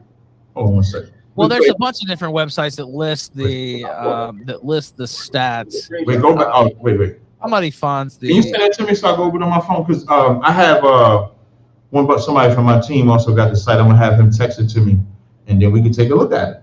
Yeah, here's the UCR is the Uniform Crime Reporting Program, which is where these stats come from. Yeah, let me check this out. So this is now this goes back. You got anything for 2021 or something like that? Because this is. Yeah, I'm looking at this. So I was talking to the guy because like when I look here, this says total arrests, table 43A. It does not say conviction. Yeah, I could be wrong. Look, I'm not. No, I'm not talking. This my man M&J trying to say that. This ain't you. Right. Well, I mean, I'm trying to call balls and strikes here. I don't know for sure. The FBI's Uniform Crime Reporting Program, which began in 1929, collects information on serious crimes reported to law enforcement agencies. So that goes kind of lean your way. I thought it was convictions. I don't have the final. Thank you. So I don't. It's FBI statistic is murder offenders. Hey, M&J, table 43A, arrests, not convictions. M&J, stop talking about it. All right, now it's reporting. Go ahead. It's reporting, which is quite clearly it's classified here as offenders. It's not classified as arrested for murder. You want me to send you the link? Yeah, send the link. Let me have a look at what you're talking about. All right, let me just put it in the chat. Yeah, I'm gonna email it to myself and then and then you can I'll put it in the chat. Table 43A says arrest though, just for the record. And then if chat wants to weigh in too, I'm looking for the exact line that says. If I miss coming on here, I just want to let you know. Say what? I said I miss coming on here, man. We gotta do this like once every 2 months or something like that. I'm down. Yeah, I'm trying to do more debates. Yeah. Or even discussions like M&J sounds like he wants to have discussions and stuff like that because he can't handle debates clearly. But we can definitely have a discussion. according to the legal definition, an offender is someone who's been convicted. All right, hold on. I got Yeah, the that's fine. It's someone who's been arrested. Let me refresh my page. This doesn't do. I was trying to have them find something like up to date, but the table would still be the same. I was just really looking for the numbers. I'm going to put this in the chat now. Does it let me paste it? Let's see. Wait, hold on. I don't think I copied it. Hold on. Let's see. Here we go. Highlight you. Right click. Anyway, Ethan, I just sent you Steve Saylor's thread, which not only does it show Can you the put data, that? but it also MJ, provides can you like put that in the chat how you too? can like look it up yourself. MJ, can you put that Explanation in the of how chat? in the thread. MJ, can you put that in the chat too? So I can check? I'll put it in the chat myself. And I'll read this. And I put Who I didn't even see got restored back to Twitter. That's kind of cool. Says FBI. I never know who's there and who's not anymore. FBI announces blacks made up 60.4% of known murder offenders in 2021. That would be a new record for black dominance of murders, up from 56.5 in 2020. Although methodological snafus reduced police department participation this year, and I guess at the bottom. no, let me send this. I was just reading that out, and then I'll put it here in the chat, and you should be able to grab it as well. Like how they get Posted another one in the chat. And then also, when they get with the way they get the numbers, we got to also check the percentages. So like now, right And also, now, these people that are getting convicted of murder, by the way, wait. This ain't for you or me. Wait, generally hold on one speaking, second. other black people. MJ, let me just say this real fast. It's a stat. I just want to read this stat. This ain't pro you or me. I just want to read this stat. This is like the cde.ucr.gov. It says in 2021, there were 690,158 all violent crime incidents and 812,683 offenses reported in the United States by 11,797 law enforcement agencies that submitted the National Incident-Based Reporting System. It covers 69% of the population. So even as we look at those stats, there's 31% of those stats missing. So I don't know if this. Yeah, but just because there's elements missing, like it's No, I'm not discrediting it. Presume a trend. When you have such a large sample size, like when you do a study, I agree with that, but you got to show an me. opinion poll. Opinion polls are accurate, even though they only get a sample of still say gotta show me the 10,000 conviction. respondents. Right, And you they got to can be show me the accurate convictions. within a certain kind of. Let me give you an There can be a example. bit of fluctuation, but Let me usually give they're you- quite accurate and let me give representing you an populations example. of hundreds of millions. Hey, MJ, let me give you an example. George Zimmerman, for example, was arrested for killing Trayvon Martin, but there's no conviction. So if you was to look at the convictions of George Zimmerman, you wouldn't see it. Yeah, because he didn't commit murder. He was defending himself. He was not defending himself. I didn't bring it up for that instance. I don't want to talk about that part. But my point in saying that is arrest data and conviction data. Also, he's a Mexican or something anyway, so who No, cares? he's white. I think he's a so-called Jew. He's I think maybe, but he's kind of Hispanic looking. his mother, Like, he's got some- no. His mother is Hispanic, but his father is white, so he's not one of us. Yeah, so his mother is Hispanic, his father is Jewish, so he's Yeah, not, so he's not white. Yeah, he's Jewish. Jewish people are white too. His maternal grandfather was of Afro-Peruvian descent, so actually he's Nah. your cousin. No, hell no. No, we he's are your already- cousin, man. It's no, another. you gonna make me- Okay, so Georgian was a murderer. you gonna make Another me- black man committed. Wait. a murder. So there you So go. wait. Hold on. Did you first you said he wasn't? Those a African genes, man. We're gonna find out. We're gonna find out his ethnicity right now. Zimmerman identifies as a Hispanic His on mother voter registration was born in forms. Peru. His maternal mother. His father is American of German descent. That's his father. So he's a white man. So he. Like you thought, Well, every no, day, well, I had a point. I thought I had a point. He said, This is he multiple- tried to say his paternal. And then, did he say paternal? Wait, hold on. Did you say, and then you just lied? Spanish or other groups. And Joel, Doesn't make them white. and Jay, you just lied. Because you said his paternal father, his paternal grandfather, you try to say was Afro-Peruvian. You just lied. No, It that's says his maternal great-grandfather was of Afro-Peruvian descent. Okay, you know what? Although I don't believe y'all tell the truth, I'm gonna go back. I'm just reading from Wikipedia. Maybe Wikipedia's lying. I got it from Wikipedia's Wikipedia. I just racist. thought I Black heard man you- controls Wikipedia, and they're changing all the Well, I can't give you that. I can't say that because Wikipedia, like anybody, like you and I can go in there, I think, and like edit Wikipedia. So I'm not going to put that on white people. I'm not going to do that. See, I'm honest. He's running from the arrest, though. He's running from that arrest, though. The stats say arrest, and that's why I used George Zimmerman, who was a German. He was not his mama. You are what your daddy is. He was like Hitler's great grand nephew or something like that. He's related to Hitler. That's George Zimmerman is Hitler. He's Nazi. That's what he is. That's what George Zimmerman is. I George Hitler. I knew Ralph. Yeah, call him George Hitler. I knew Ralph would like that one. I always get Ralph to get one good laugh out of Ralph every time I get. So by the way, what's on Hitler? Do you find Hitler admirable because in a certain way, or do you find him detestable? Hitler. Okay, I won't act like I'm a Hitler expert, but what I do know is that Hitler felt they were being oppressed by Jewish people, and Jewish people would probably feel that they was the same. So it's like two sets of white people having a fight, and Hitler chose to do what he did to Jewish people, and they fought back, and then they killed Hitler. Hitler lost. I mean, I don't know what else to say. What I will say though is that, and I don't know if it was a mental tactic by the Germans, period, but they would treat the black athletes with more dignity than America would. I will say that. Interesting. Jesse Owens. That's fact. Yeah, no, it is. Jesse Owens was treated better. Jesse Owens was treated better. The athletes were treated better by Hitler. I will say that. And a lot of people don't know Hitler used to work with the Japanese people too. He wasn't as racist as people think. So that would be my opinion about Hitler. I do know they killed that dude though. Y'all lost that one. Y'all been trying to bring Hitler back ever since. That's why y'all like Trump. Y'all like Trump. Trump is like Hitler light. Trump, I wish he would. He had more. Trump is like on January 10% Hitler. I wish he was like. I wish he was like 50%. He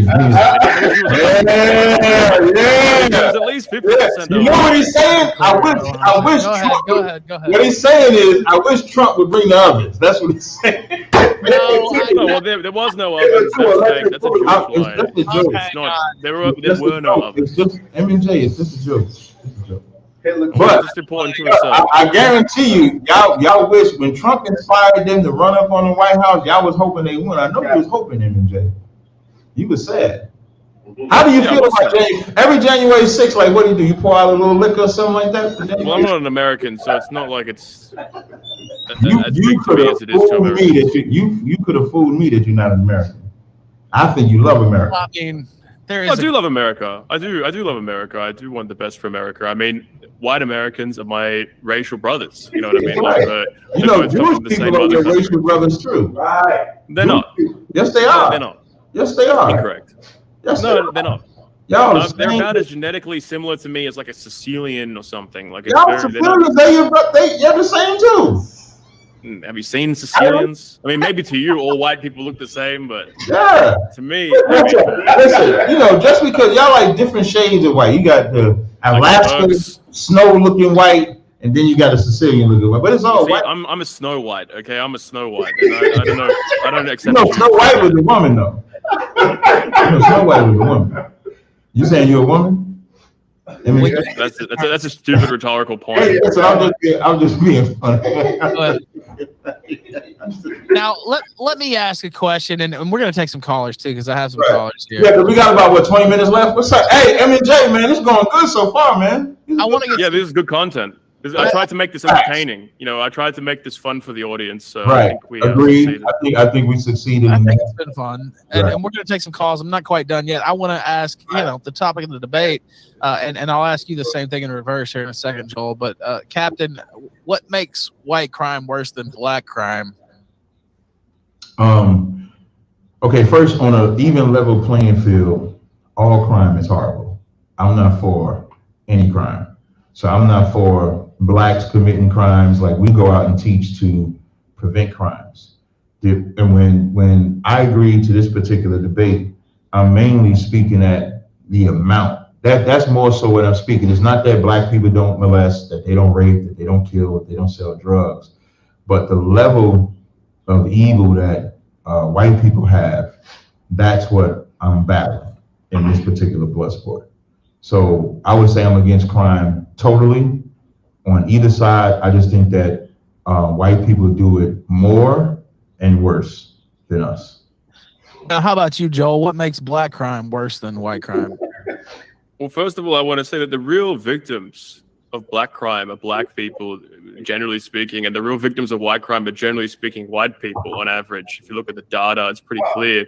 And so, these are afflictions that we do to ourselves. When you look at like interracial crime, the statistics are quite clear that blacks have raped far more white women than the reverse. We don't want to rape black women, frankly, because they're ugly. But even beyond that, we just don't rape as much at all. Or if you want to look at murders, the interracial murder rate is very clearly skewed in one direction.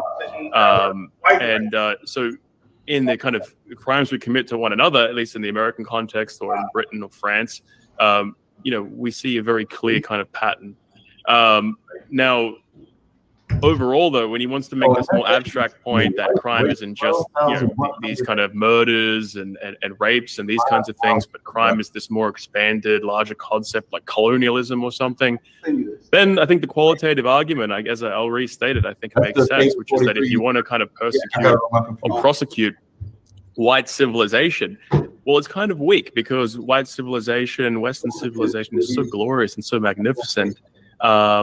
And our goals are so noble and so virtuous, whereas black crime doesn't really have this deeper existential quality that you can really point to. This great, grand African civilizational project that they're engaging in, or something that I'm morally criticizing. I'm not. In fact, if there are African black leaders who are trying to politically contest negative forces in their society to bring about a higher civilizational quality, then I actually sympathize with them. I sympathize with the Ugandans eradicating homosexuality and these kinds of things, for example. But nevertheless, you don't really see much of that going on in Africa. You don't see that same kind of Faustian aspiration. You don't see that same kind of refinement, civilizational refinement, and so on you see with us. And so, he wants to blame the white man for this. It's everything is our fault. He has this victim mentality. Everything is our fault. We are responsible for providing a negative example to the black man. Well, really, you have no one to blame but yourself. Ultimately, the responsibility to advance black people, to get black culture and black civilization together, is with other black people. And, I can talk about the problems with Jews and this and that and so on, but ultimately the degradation of Western civilization, fundamentally the buck stops with white people. It's our fault. We've turned away from our religion. We've turned away from the principles that made our civilization great, and we've allowed it to fall into disrepair. And this is fundamentally our failing. I think ultimately that's a healthier mentality, because you have to look inward to correct your own flaws and your own issues in order to progress. And I think it's the same for blacks. Ultimately, if blacks want solutions, crying to the white man about how the white man shouldn't do this and should do that and so on, this is the mentality of someone who comes forth as a subordinate, saying, take care of me, white man, treat me this way. I need you for this. I need you for that. Black dignity will only come from no longer looking to the white man to provide solutions, but looking to themselves. And insofar as there is kind of black self-determination, a black dignity that wants to be asserted, their own independence and so on, I think this is a positive development. And actually there could be some alignment between blacks going their own way. I'm supportive of the ACON project of, let's get all the wealthy, successful black people and let's move back to Africa and invest in advancing black culture, black civilization, as opposed to engaging in the system of the white man and so on in America, which will never belong to the black man in the same way. They'll never have their dignity and ownership and self-ownership over themselves under that situation that they could have. And so I would support that kind of thing, and I see it as noble. So I think that would be how ultimately I would frame this discussion. But in conclusion, I think overall it really depends on what strata you want to have this debate. This debate is interesting, I guess, because we've been able to operate at different levels, whether we're just debating crime statistics or we're getting into these more existential questions about race relations or whatever. And so, yeah, thanks for the debate. I think we put on something fun for the audience, and I enjoyed it. So I hope you enjoyed it too. Hey, can I just say one thing, Ralph? Before you go? Now hold on. I'm going to let you respond to that if you want to get in a little, retort, and then I'm going to ask some questions and take the callers. But I agree. Of course, I'm not taking sides of the debate, but with that last point, I think it's been good for the audience, and I do like how it's able to operate on several different levels. Oh yeah, definitely. So I agree with that, and thank you both for being here. Now, go ahead if you want to say a little something. Yeah, it won't be that long. There's the parts that you said about depending on white people. I agree with you. I don't think we should depend on y'all. We don't need white people to follow. I've heard you say that. Yeah, so I figured. We do not need. I agree with that. That's why sometimes, like I said, when we have these conversations, M and J, there's some things that we're going to agree on, and then there's some things, because this is a blood sport type of thing, I have to whip your ass. So M and J, you just got to get it. But there's some things you're going to say that I'm in agreement. I do not believe that we got to go cry to white people and say, give us this, give us that. All we ask for is that you get out of our way as we go to get it ourselves. Right. And that's where we always have the problem. But when you brought out the rape and the crime, and then I'm going to yield. And again, this is arrest. This is table 43. When it comes to rape, if I go to the top of this crime in the United States, 12,187 rapes by white people, 5,000 by black. If I go to crime in general, as I scroll down to the overview, it says arrest, which lets you know this is about arrest and not convictions. It says arrest by race and ethnicity. 68.9% of all individuals arrested were white. 27% were black or African American. 3.9% were other races. So when you bring up statistics, 68, which if we round both of those off, we would say 70% belong to y'all, 27% belong to us. Ralph, if you got any other questions, I'm good. I just want to feel that. Well, by the way, that's still disproportionate, right? That's still like double representation for blacks, according to that data. Also, you're also grouping in Hispanics. No, I did not group any Hispanics in there. No, that does not. What's the Hispanic? That data then? No. It says of arrestees for whom ethnicity were reported, 18% were Hispanic or Latino. That is not including, so that percentage. I had this argument with another guy on Killstream that said the same thing, but that's not including, because when you go look at the data at the top, it has total white, black or African American, Hispanic or Latino, American. Right, so can you repeat all the different, so the white percentage was how much? 68.9. And the black percentage was what? Was 27. Yeah, and what was the Latino? 18? No. Outside of whites and blacks, the rest of the percentage was 3.9 was the other races. But then you said Hispanic and Latino was 18%. This says of arrestees for whom ethnicity was reported. Yeah, so then that must be part of the white. That's not part.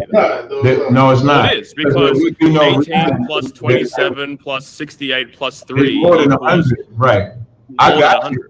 But that 18 would probably be a part of the 3.9% in the other races. How could it be part of the 3.9%? Doesn't make any sense. Well, I don't know why the FBI, which is run by white people, would say 68.9 is white. Because they're grouping, as I said, all the Hispanics under this category of white. Hispanics are the same? So white and so you Hispanic and white at the same time? No, that's what I'm saying.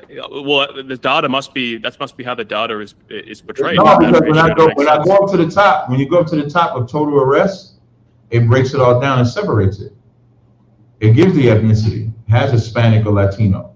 It has Hawaiian. It has American, Indian, or Alaska Native. It has black or African American, and it has white. So I'm sorry. So I'm not looking at what you're looking at. So I'm just going off what you're saying. The math. I ain't gonna lie to you. So there must be. I ain't gonna lie to you. I'm like you. You know. Now wait a minute. All right, now let me. We'll put a pin in that because I can see that this could really last a while. This discussion. Now let me ask a few of these questions and get some. No problem. Because I mean I don't know that we'll probably come to an agreement on that.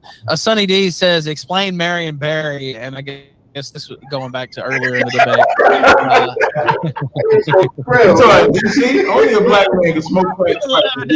He can smoke crack twice and get voted mayor.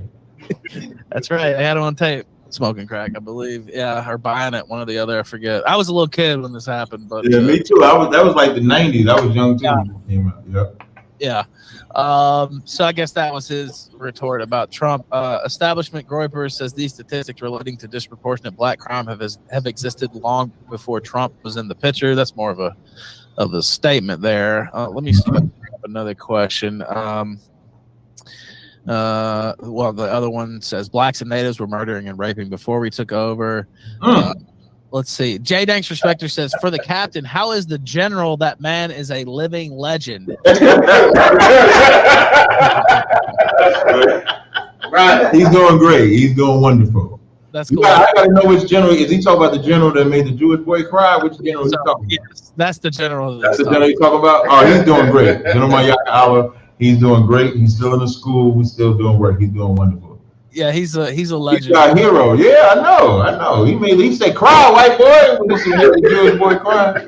Yeah, we played that clip. Hey, you gotta play it for M&J. You gotta play it for M&J. You'll love it. What was that one where he's like, the Holocaust was a joke, nigga? Right. I love that shit. That shit's funny as fuck. I don't like that. I told him. He's in fellowship with that guy. Yeah. So we've talked about it. Almost every time he comes on, somebody asks about the general. Right. All right. Now we do have some callers. Let's see how this goes. Okay. If you want to call in, I saw Tenrio wanted to talk. I'll let him on first since he's a fellow streamer here on Cozy.tv. And I'm /Ethan Ralph on this channel. I'm also live on Rumble at the moment as well. We've had about 1,000 people pretty much the whole time watching us thereabouts. Or just that's good. That's good. Yeah, that's a pretty good crowd here on a Friday night. Y'all put me in the Hall of Fame yet? Am I official? You're gonna be official, but I have to do another class. I have to do a class of inductees, and I'm gonna try to do that this fall. Okay. Listen, I'll come to it. That's what I was thinking. I was actually thinking about trying to do an in-person inductee ceremony since it's based around a roast, basically, on the Hall of Fame that we've done, where people come in and the person is inducted, and then at the end they get to say their part, right, which is usually roast everybody else, right? That's the setup for the Killstream Hall of Fame. Yeah, that'll be good. I'll come down for that, man. Okay. You know what? And you were definitely going to be on the list of inductees as well. And I talked about this before you came on. That the captain's pretty much a Hall of Fame guy here, and I do plan to do that. So I think it'd be more fun to do it in person. I think it would too.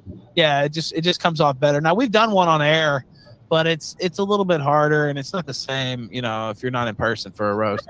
So, all right, let's bring on Tenrio. If you want in, call in now. T.me/the Ralph Retort on Telegram. Anybody's welcome. I know the captain's. Hey, how do I search you on Rumble? Like, what's the name on Rumble? Just the Ralph Retort, and I'll link it in our chat as well. All right, let me bring in Tenrio. Go ahead, Tenrio. You got to unmute yourself. There we go. I see it now. Oh, you see it? Okay, cool. Oh shit! I accidentally left the meeting. Let me join back. Yo, what is good, guys? Hold on 1 second. Hey, is there a way I can see it? Wait. 1 second. Is there a way I can see the comments? Is there like comments in the chat? Is there like a comment on here? Hold on. Let me see. I could be tripping.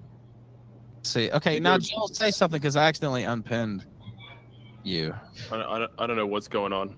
No, I got it now. That was my fault. I accidentally backed out of your version of the meeting, so it's fine now. What were you saying, Captain? No, I got it. Okay. Yep. All right, sorry about that. That was my fault. I accidentally backed out. Of course, tech issues. The show wouldn't be complete unless I had a failure of my own. Now, go ahead, Tenrio. Yo, what is good, guys? What's Ethan Ralph. What's up, Yo, the Ralph Mail. Joel Davis. What's up, my boy? Yo, Cap. What's First up? time meeting you, brother. What's going on? What's going on, man? How you doing? Yeah, I'm cool. I have a question for Cap, of course. I'm here. I'm on Cozy TV as well. Right. I'm a member of America First. So Yo, Cap, do you really think that Jews and whites are the same? Do you think they're the same people? I just think they're from a different tribe, but they're the same. Think they're from a different tribe? You want to elaborate on that?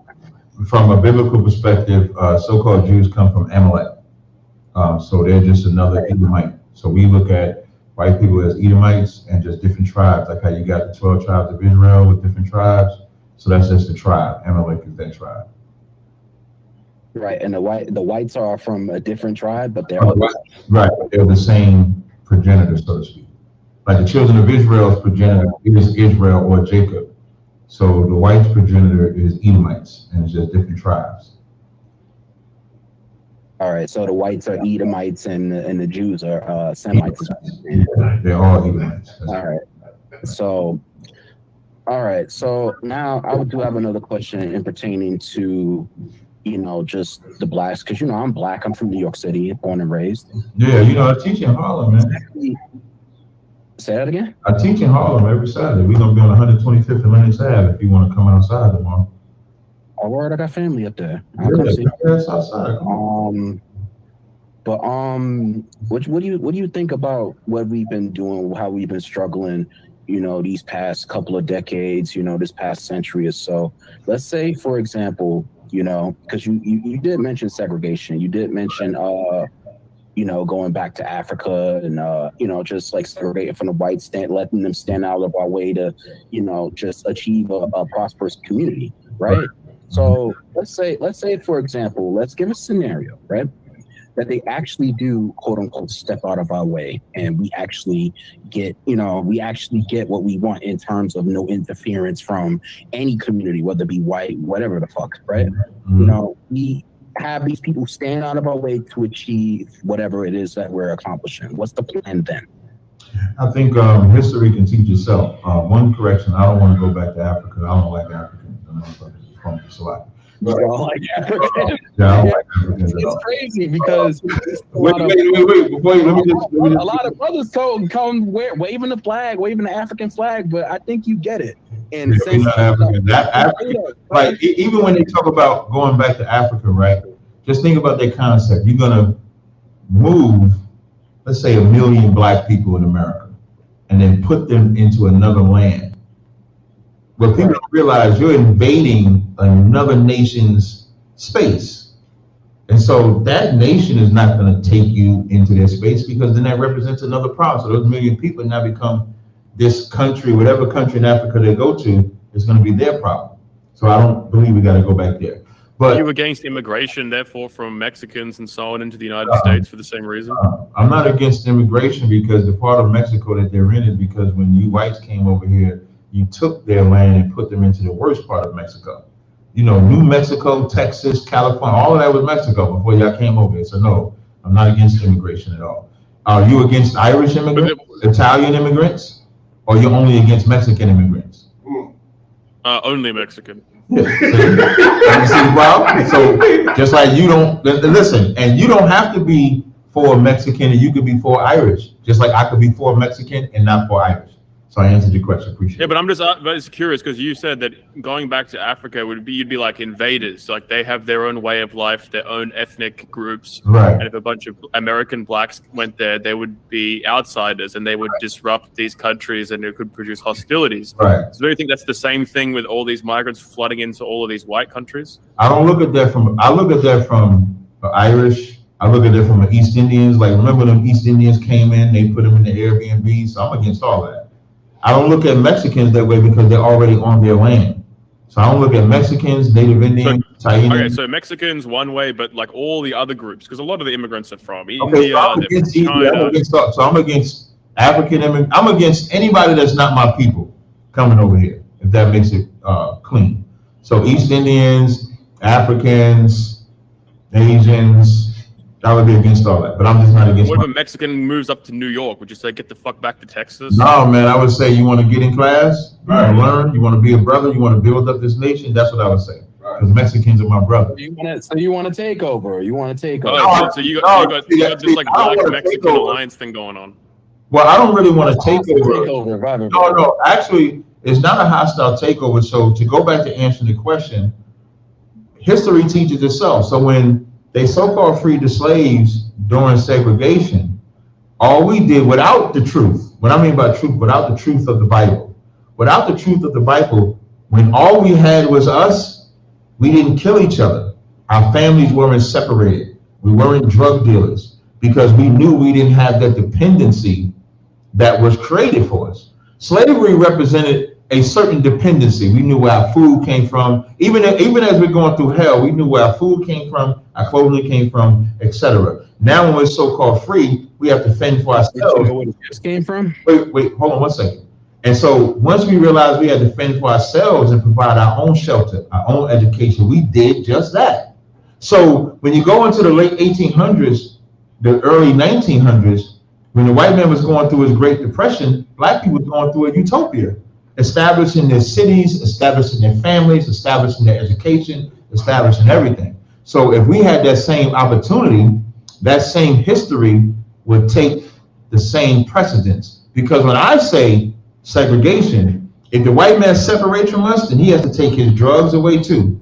He has to take his abortion away too.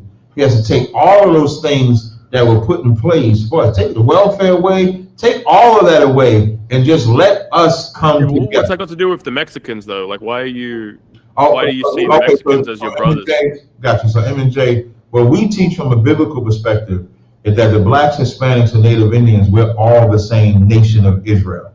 Different tribes, but the same nation. So a Dominican, a Haitian, a Puerto Rican, a Guatemalan, Mexican on over here would be considered one of the tribes of the nation of Israel, so they would be my brother. When you see me the say, genetic basis for that doesn't seem to be quite clear. I mean, there is a lot of difference physically between Mexicans and Africans. there's A Mexican would probably have more genetically in common with a Filipino than they would with an African. Let me correct you. We're not African, no. Like, yeah, but you descend from Africa, right? No, like we don't. No, we don't. We descend from. Where the slaves come from? I'm glad you asked that. So before I answer that part, we descend from Jacob, who is the patriarch for the 12 tribes of the nation of Israel. In the Bible, we are the children of the book. When you go into an ancient map system during the time of slavery, where they took us from, which is the west coast of Africa, it would say land of Judah, because we knew exactly who we were before we came over here and were denied to keep our identity and culture. So you can see instances of oral tradition of them knowing that they were Israelites. Harriet Tubman and her whole family knew that they were Israelites. So Africans and Israelites are not the same people. Biblically, Africans would come from a Hamitic stock. Biblically, Israelites come from a Shemitic stock, two different lines. So just because we were exported from that land doesn't mean we're the people. Wait, so you think that the Mexicans, the Puerto Ricans, and American blacks are all related, but you're not related to the black people that live in Africa today? Correct. They're from a different group. They're from a different tribe. Okay. Well, this is some wild shit.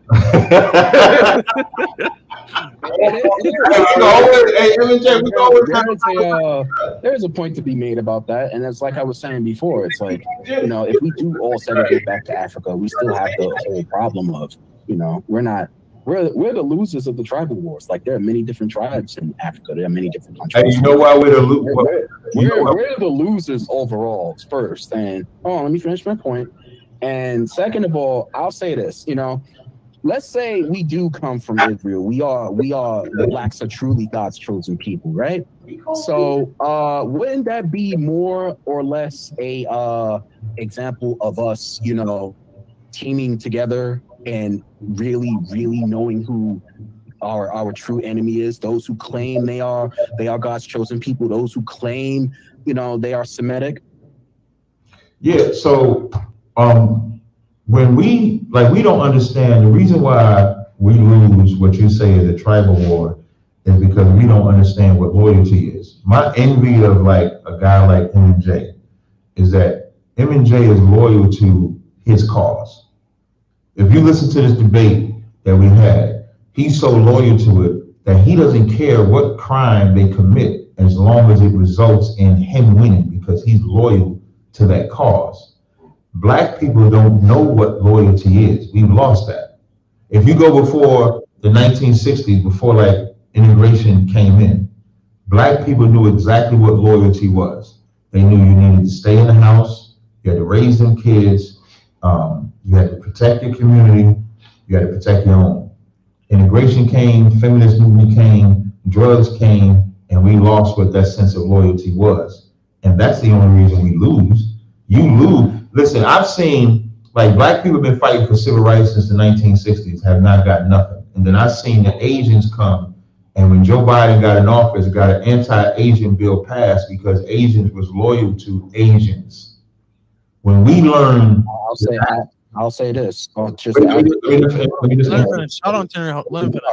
When we learn what a sense of real loyalty to Black people is, we'll realize we don't have to cry to the white man for everything. We can just be. I'll try to be short. When you talk about Black business economics, the dollar runs out of the Black community to go to other nations. Whereas back during like Black Wall Street, it would take a year for that dollar because Black people had a sense of loyalty. Our solution does not involve fighting white people, arguing with white people. It just comes with having a sense of loyalty and love to Black people. A year. All right, now go ahead, Tenry. So you do mention that all the money is the dollar is leaving the Black communities, leaving America in general, because that's where it's really leaving from, and they're going to foreign aid, foreign countries, things like that. But you got to ask yourself the question. It begs the question: where's the money going? How much is what country is obtaining the most? And that's the country of Israel. That is Israel, like straight up and straight down, no ifs, ands, or buts about it. So who's pretending that they are God's chosen people currently? Those who call themselves Semitic, those who are Khazarians, those who are Ashkenazis, right? So it's like we've been at this whole war back and forth with whites having a chip on our shoulder, having an anvil, a cinder block for decades, for years. We've been led astray. We've been lied to. We've even been held at as many certain standards. We've even had spoils like dangling over our heads, like, hey, you see with like all of the degenerate rap music, for example, hey, I'll make you famous if you do this. Okay, who owns all of these things? Who owns the banks? Who owns the media? Who owns the record labels? Who owns all of this stuff that is currently, you talk about feminism, you talk about drugs going into our communities. Yeah, that all stems from one source. You have to know what that source is. You have to know who your true enemy is. Malcolm X has been fighting for our rights for a very long time, and he mentioned this. He brought it to the mainstream. This is why I'm a part of America First. This is why I'm a part of that movement. I see Nicholas J. Fuentes as the modern Malcolm X. He is the one that's actually speaking the truth on these things, and no one else is canceled nowhere near as much as he is. You could bring up all of these people, Andrew Tate, all these other influencers, nowhere near the amount, because he knows who the real enemy is, right? And I don't mean enemy like, hey, we go out and kill somebody or anything like that. I mean, this is a spiritual war. This is a psychological war, and we don't know who our enemy is. You got most Blacks, 90% of Blacks in our communities do not know. They have no idea. Even Malcolm made that mistake in unfortunately putting Blacks and whites in the same category. He wanted to be, separatist. He wanted to be for our people. I feel that, but overall, he didn't. He made the mistake. He made the greatest mistake of not siding with other people that have the same issues. We all have one enemy. I yield. Thank you, sir. Go. I appreciate you calling. Yeah, go ahead. Great call, by the way. Like what's kind of striking about this belief system to me is, it just seems like a very convenient mythology for grouping together the Jewish people. What you just put forward is like a very kind of convenient mythology, but from my understanding of like the actual genetic differences between groups, the idea that you guys are all related. I mean, do you think that the genetics? Do you therefore dispute genetic modeling and say that there's something like there's some conspiracy or something in the genetic modeling? Because from what I understand, genetic similarity between you and a black person from Africa is going to be much closer than between you and any Mexican. That's a lot, right? Or whatever. There might be some kind of Hispanics that have some African ancestry because they were, obviously slavery wasn't just in the United States of America; it was all over the place in the Americas, and so there's African genes everywhere. But I'm just kind of like curious, like how you rationalize that. Like, have you? There's more genetic differences between Africans and black people than Africans and white people. Excuse me, than black people and white people. So that's not true what you're saying.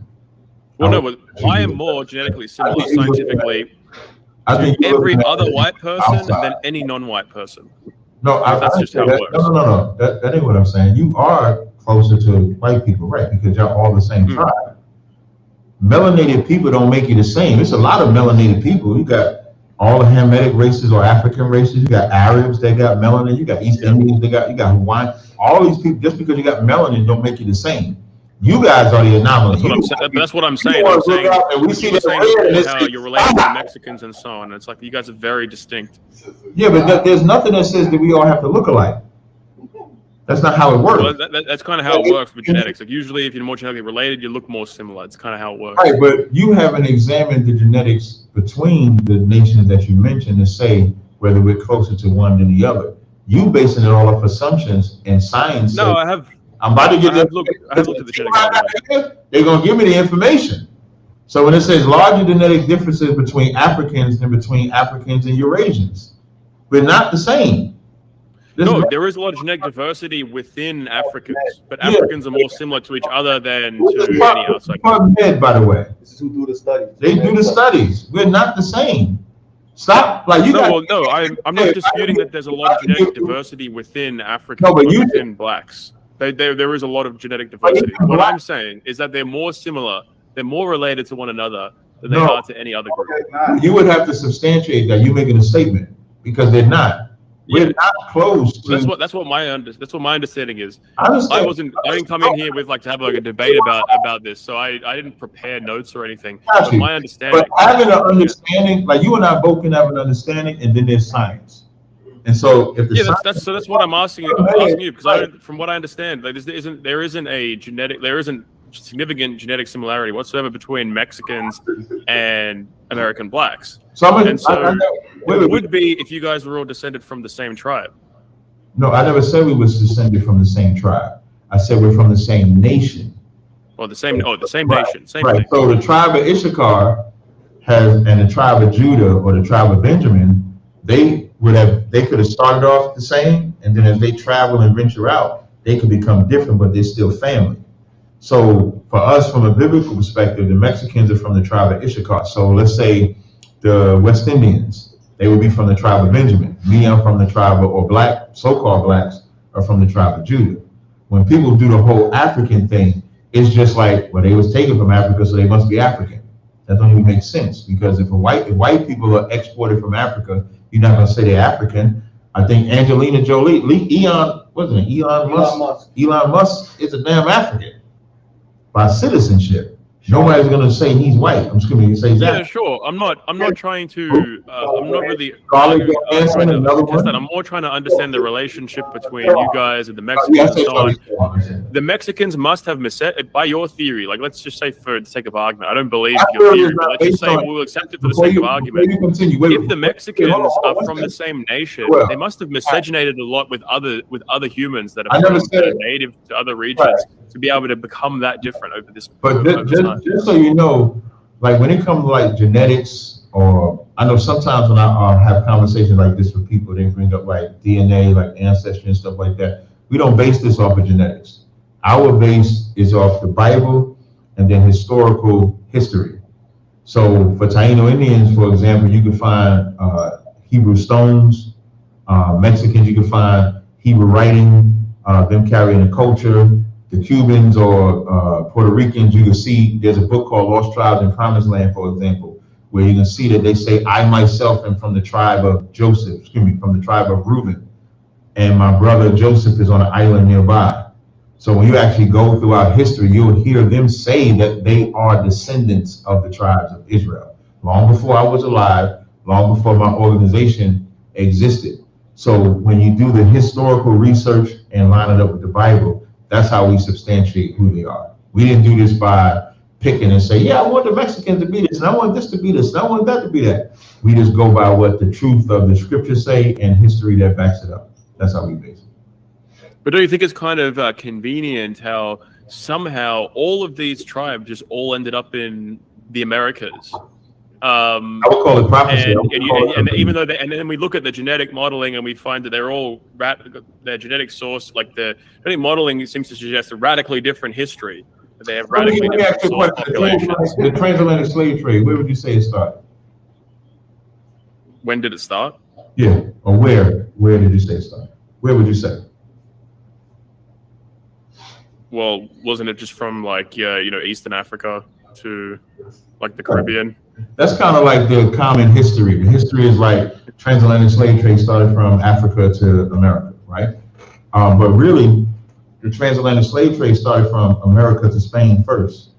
When Columbus came over here, he took the Taino Indians, 1,100 of them, brought them over to Spain first in the transatlantic slave trade. And then once they saw that 300 survived, they said, okay, that's good business. And then they started exporting blacks from West Coast of Africa, or the Israelites from West Coast of Africa into America. We share that. Like, we share that collectively. Even the Native Indians and Hispanics coming over here to America, when you read 2nd Ezra, the 13th chapter, you see that how they even got here to the Americas. So we line up the Bible, that's 2nd Ezra 13, verses 40 through 48. And then Deuteronomy 28 and 68, when it talks about the children of Israel going into slavery or Egypt again with ships. So we take that biblical reference, we use historical data, and then we line them up, and then that's how we determine who the children of Israel was. Or, because if I'm not an Israelite, I wouldn't even read the Bible. I don't even know why people read the Bible if you're not an Israelite. If you're not an Israelite, the Bible is not for you. That's a difference. It's an interesting belief system. I've never been able to talk to someone with it before, so that's why I'm just trying to ask. Yeah, I figured, yeah, that's why when I noticed, when I seen like where you were going with it, like you had questions, I said, okay, let me answer some of his questions to dispel some of them. And that's what separates us from the so-called Jew. He's not a Jew at all, never been a Jew. He's a liar. Right. Hey, Ralph, I did this debate with this Assyrian Jew one time, this guy, and I pulled out the Nazi. We got that book here? I pulled out the Hitler book.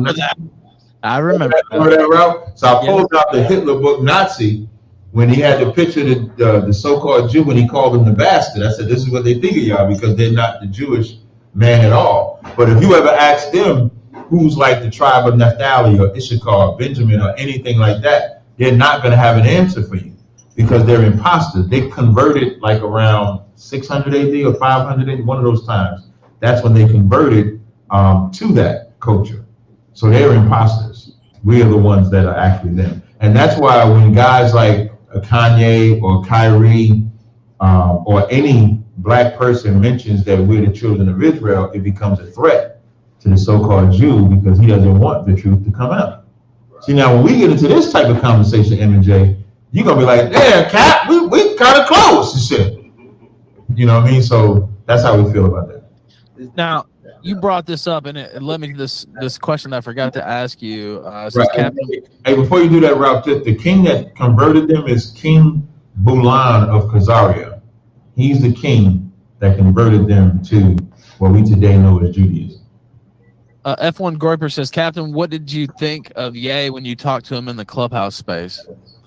What I thought of Ye was that, well, before I interviewed him, because I interviewed Kanye, and before I interviewed him, I was watching his videos, and most people was concerned about the controversy between him and Adidas, and if he was crazy and stuff like that. When I was watching him, I saw like a man that really wanted to express his spiritual side. And so when I interviewed him, it was me, and unfortunately a homosexual. I had no control over who was the other person interviewing him, a damn queer. was interviewing him, but I wanted to be a part of the interview, so I didn't have no choice. You know what's funny is I was covering it live, and then they brought you on. I was like, "That's Captain Tazaryach." What?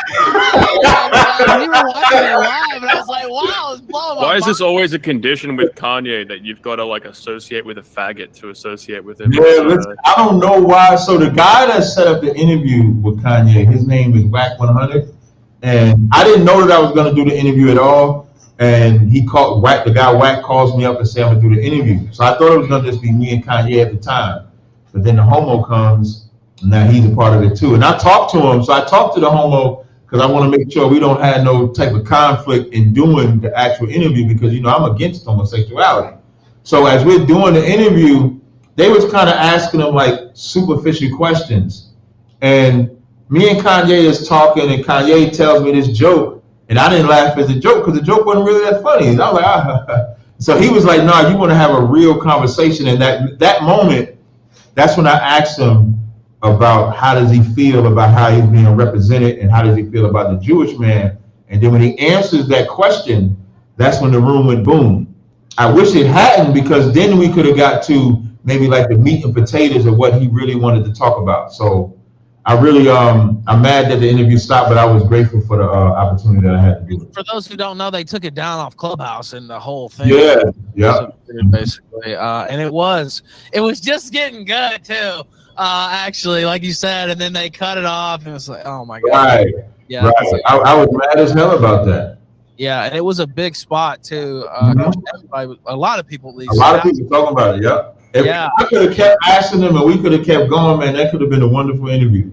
Well, and I'm not just saying this because you're a guest on my show fairly often, but that was the most interesting part of that, and it was just starting to get good, and it was like, yeah. So anyway, I'm glad to hear that. Listen, I'm glad to hear that you streamed it, man. I was like, okay, I appreciate that. Yeah, we did.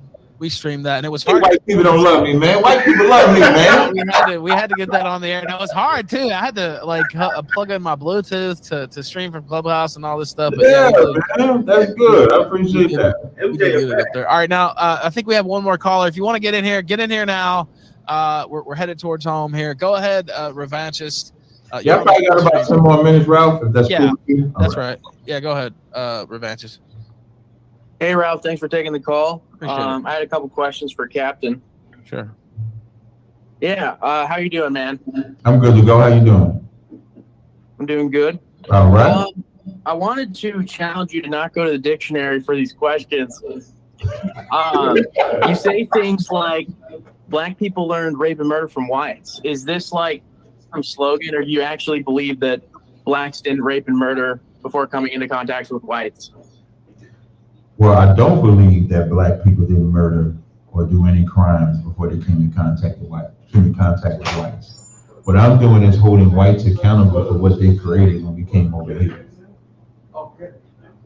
Because they took away our identity. They took our way of life. So we don't, to be honest, like, I can't speak for what they did or didn't do before we came over here in America, because no one knows. But what I do know is that our names were changed, our identity was changed, our culture was changed, our way of life was changed. So everything we learned in America, we learned from white people. That's why I say that. Right. Well, that's the dumbest shit I've ever heard. I mean, obviously, this is not. I like this dude. Hey, what's your name, man? What's your name? I'm Revanchist Dave. What's up? No, I like you. I'm saying I like this dude. I just wanted to get your name. That's all. Nothing special.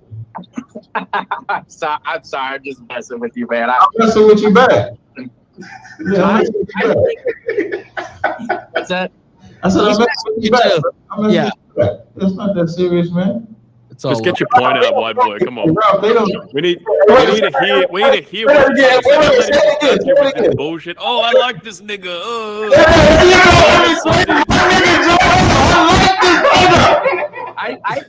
One nigga just went on the house. Like black. I didn't hear you say things that like black people learned rape and murder from white people. I think that's classic black narcissism, and you know that too. How can a black be narcissist though? What's that? How can a black person be on this particular subject?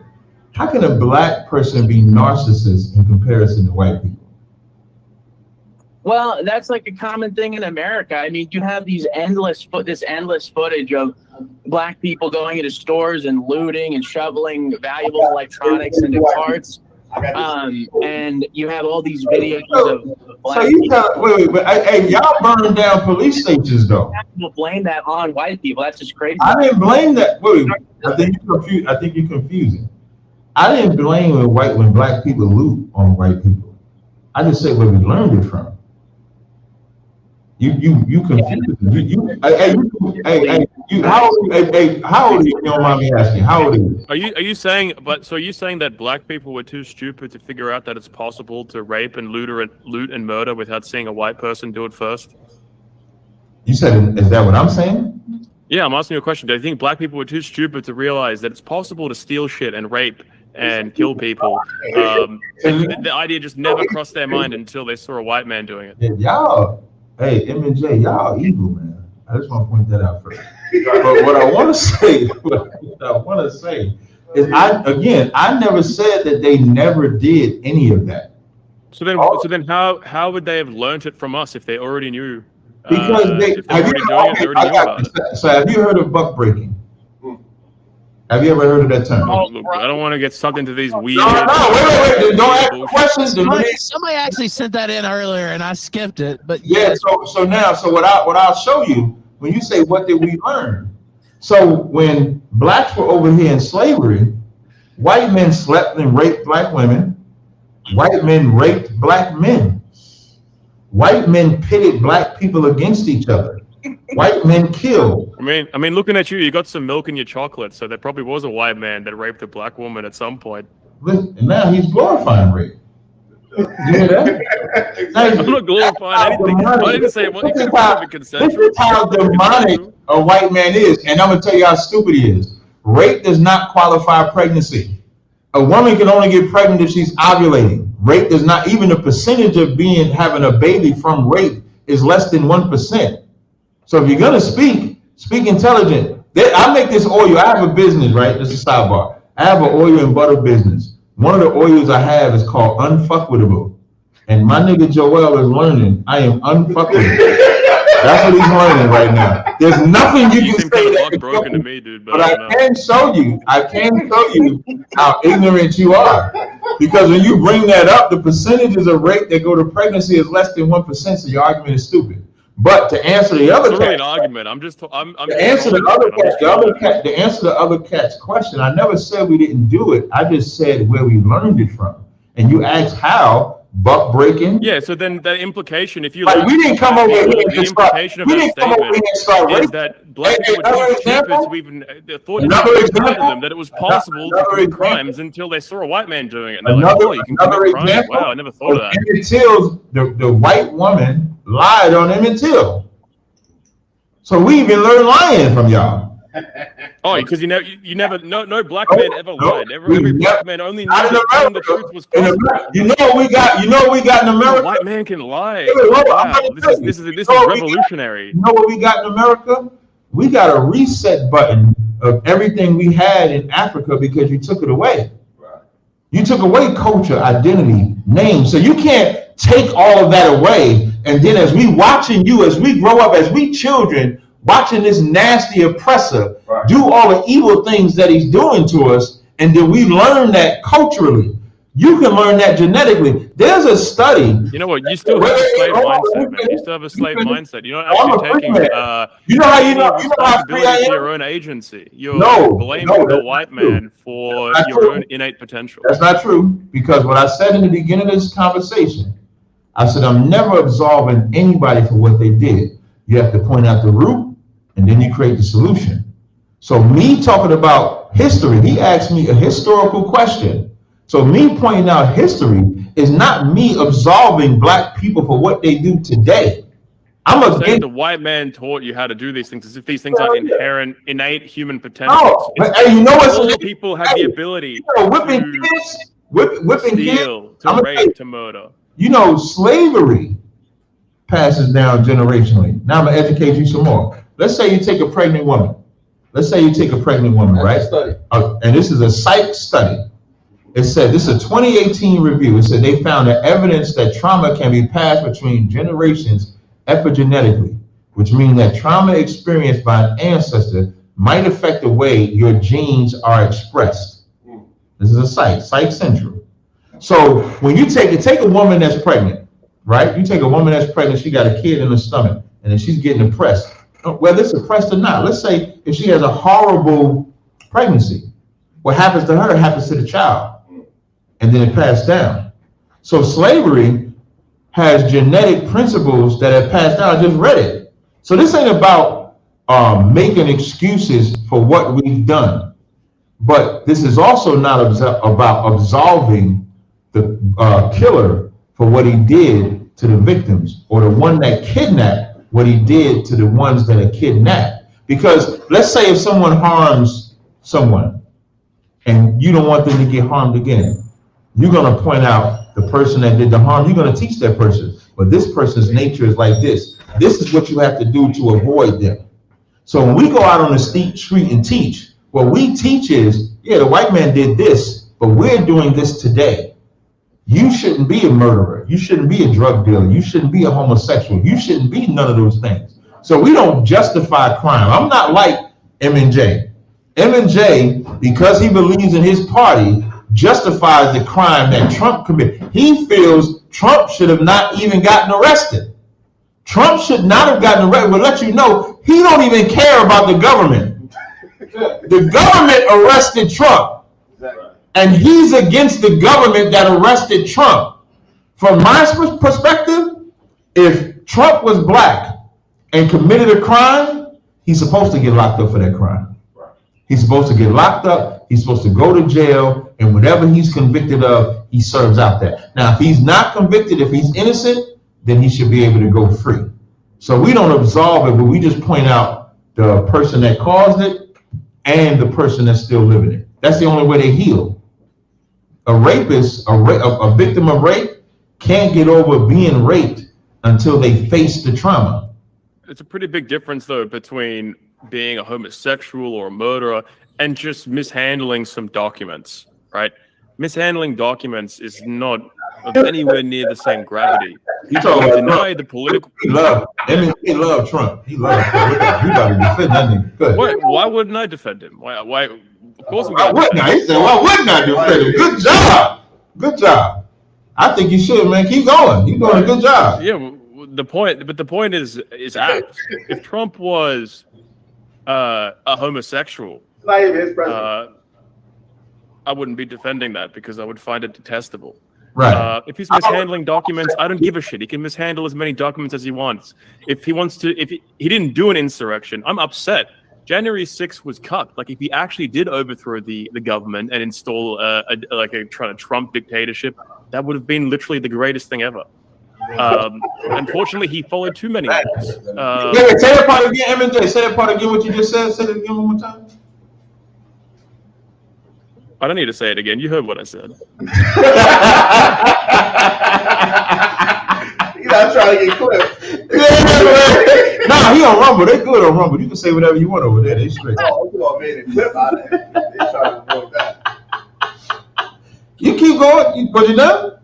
Hey, man, I got like 3 more minutes, Ralph. That's fine. I gotta get up out of here, man. Yeah, because it's about the greater good. It's about ultimately a political system. A system of laws is instantiated by political authorities. And if those political authorities are corrupt, which they are in the United States, what is corruption? Isn't corruption subjective? Because don't they think Trump is corrupt? That's why they think that paperwork he had. Well, let me list what's wrong with the regime. Mm-hmm. The regime. What regime we talk about? So we can be clear. The American U.S. government. The current. The left. Y'all call them the left, right? Yeah, but I'm against the establishment, the political establishment in the United States. Are you against like Joe Biden? Like Joe Biden is white. So are you against them as white, or are you against the political party they represent? Well, Joe Biden has no loyalty to the white race, so I have no loyalty to him. So you're against Joe. So you don't like black people. You don't like white people either. I don't have a problem with black or white people because of their inherent characteristics, but I am loyal to my people, and I have a problem with my fellow whites who aren't loyal to our people. And loyalty is letting criminals get away with crimes. No, because the regime itself is criminal. The regime itself is criminal. So obeying its laws have no sanction fundamentally. You only obey the laws out of necessity to do so. Laws have no sanctions. Once a righteous regime is installed, then its laws become worth obeying.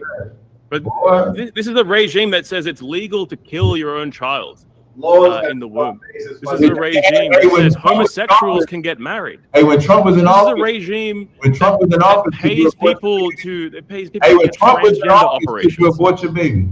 When Trump was in office. Well, I think that's a problem. No, I do agree with you that Trump supporter, but it's like the only option on the table relative to other options. But I criticize Trump a lot. I mean, ultimately Trump. But I agree with you. As I said, I agree with you with abortion and homosexuality. Those core principles. I don't think you're against homosexuality because you're a Catholic though. Right. I don't really think you're. No. This is a pointless. You gotta denounce Catholicism because they molest boys. I'm not denouncing Catholicism. $300 billion is a lot of money.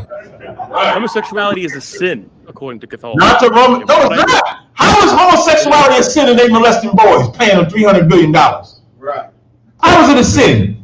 It's not a sin to them. I don't understand why you can't understand this. It's a secret to them, though. It's a secret. You know what I'm not going to denounce. They're getting the altar guild. It's been a lot of fun, and I know we got to wrap up. Yeah, I got to wrap up. I do got to wrap up. I'm not going to denounce it. Hey, I just got one quick question. Joel, I'm going to let you get the first final word, Captain, and Joel get the second since you let off. But go ahead. Joel, before I do that, was you an altar boy? No, I was not an altar boy. I was not raised Catholic. You better thank God you wasn't on the board. You got part of that $3 billion. Hey man, Ralph, I appreciate you having me on this show. I ain't the one who's still buck broken, man. I would absolutely look. He touch it. Why are you talking about my closing? Why are you talking? It's a closing time now, man. I told you I'm unfucking. You want to jab? I'll fucking jab on your time though. You got to milk in your look at crying to me. You got to jab on your time. Come on, my nigga Joel, jab on your time, man. Tell them where to find you and tell us anything else you want to tell us here at the end. I appreciate you coming on. Thank you. I gave you a whole nickname, man. Be thankful. Excellent. If you want to come to the barbecue. Yeah, if you want to come to the barbecue, man. Hey, listen. Hey, it's always a pleasure being on Killstream, man. Me and Ralph have known each other maybe about 3 or 4 years now. I love being a guest on the show. I love the debates. I love having a conversation. I love the freedom of even having a conversation. So anytime Ralph reaches out to me and want to do a show, I think it's good. Joel, excellent conversation. I appreciate your genuine honesty in the questions that I asked. I look forward if you ever want to have this dialogue again, maybe a different subject or something like that. I'm all forward. I'm Captain Tazaryach of ISUBK under Commanding General Hunter, and that's my time, and I'm done. Thank you so much. And you mentioned every couple months. Maybe we'll try to do something again before the summer. Before September's over. I would say maybe in September let's do something else. Yeah, that's what I was thinking too. And I appreciate it again for you coming on. I appreciate you coming on as well, Joel Davis. I would consider you a friend, and got to know you a little bit this year, and you were very nice to me during a time when I was pretty down, and I think everybody knows what I'm talking about. So I appreciate that just on a personal level, and I appreciate you doing the show tonight and being generous with your time. And tell people where to find you and what you're working on or anything else here at the end. Yeah, so you can find me. I have a YouTube channel at youtube.com/@JoelDavisVideos. You can find me on YouTube. I'm also on cozy.tv/JoelDavis. You can also, I have a second YouTube channel which is directed towards Australian news. A show I do with my colleague Blair Cottrell, which is if you're interested in Australian politics, basically from a white nationalist perspective, you can go to youtube.com/@JoelandBlair and find the Joel and Blair show. I also have a Telegram and a Twitter, and my handle on both Telegram and Twitter is Joel Davis X. Put an X on the end because unfortunately Joel Davis was taken. I don't think so. Go ahead, finish your farewell here. I knew he was going to chime in. Go ahead. Joel Davis X on Telegram. Is that the same on Twitter as well? Correct. He changed that. What am I gonna do? Now, cozy.tv/show. I'm completely thrown off now. You know what? Thank you. You're gonna steal that too. White man gonna steal X too. White man can't have none. You can't have that. Oh, wait. So all of the stuff you do that is bad, that comes from us. But all of the stuff that isn't bad, we took it from you. That's basically how it works, right? He heard. I'm just talking about the letter X. The letter X is yours. I didn't get it in the dictionary, man. But you just tell me somebody that was called X that was not a Muslim. My name is just Joel. Now, my X on the end because it's an elegant way of maintaining the brand. My nigga Joel Ben X. Just put a kufi on your head, man. Get some bean pies. Get out there, man. Do it, man. I would say do it. Hey, blow yourself up. You get 70 virgins and shit. You go blow yourself up. Don't do that. I disavow terrorism, but thank you both for coming on. Hey, no sweat, man. I appreciate it, Rob, anytime. Thank you, guys. I'll talk to you both soon and have a good one. Be safe out there. I think I'm still live. Hey, man, let me stop sharing the screen. Now we back on to me. Hey, man, that was probably before we close out. That was like the funniest, honest, interesting, I don't know, man, funny debate. Listen, that when he thought he had that point with the FBI, I told you he was going to bring it up. I told you. And he thought, listen, when I said that's arrests, not convictions, even Ralph had to come on there and kind of help try to save him and scramble. But they never brought it out because it's only arrests, it's not convictions. And when you pair it with the convictions being overturned, now that means the arrest that was coming even less. Even less. It's even less. And I when I heard he was Australian, Uh-huh. I knew because the Australians, they follow white conservatism. Right. So I knew what his argument was going to be. Yeah, that was rough. That was ugly, man. That was ugly, man. Shout out to Crossing Line Radio. Shout out to Karad, Yawawa. I forgot the brothers. The newly soon-to-be officer, when he take his officer's test, man, these brothers came out here and rock. Where how y'all at? What, he sleep? Oh, man, I ain't even seen that. Man, it was an excellent fire-ass show, as usual. I'm kind of running the gauntlet. Tuesday, y'all gonna see me back at it. I got another debate Tuesday versus Michael Holloway. Speaking of Michael Holloway and them rolled up on IUIC in Detroit. They said they tired of IUIC rolling up on camps. Rolling up on churches. So now they rolling up on IUIC. They rolled up on the IUIC camp with the battle. So if they trying to battle them, they made a point to say that they wanted to have a sit down with them, but IUIC won't. So coming soon in August, you're gonna see myself going to Detroit where Michael Holloway and them are, and we'll go to their church and we'll sit down and we'll go rob the church like the scriptures say. Right, so that's coming up in August. That's what we got.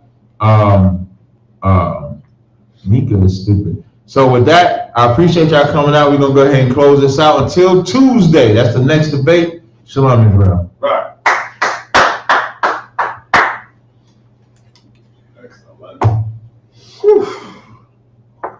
That was ugly, yo. That was gangster. That was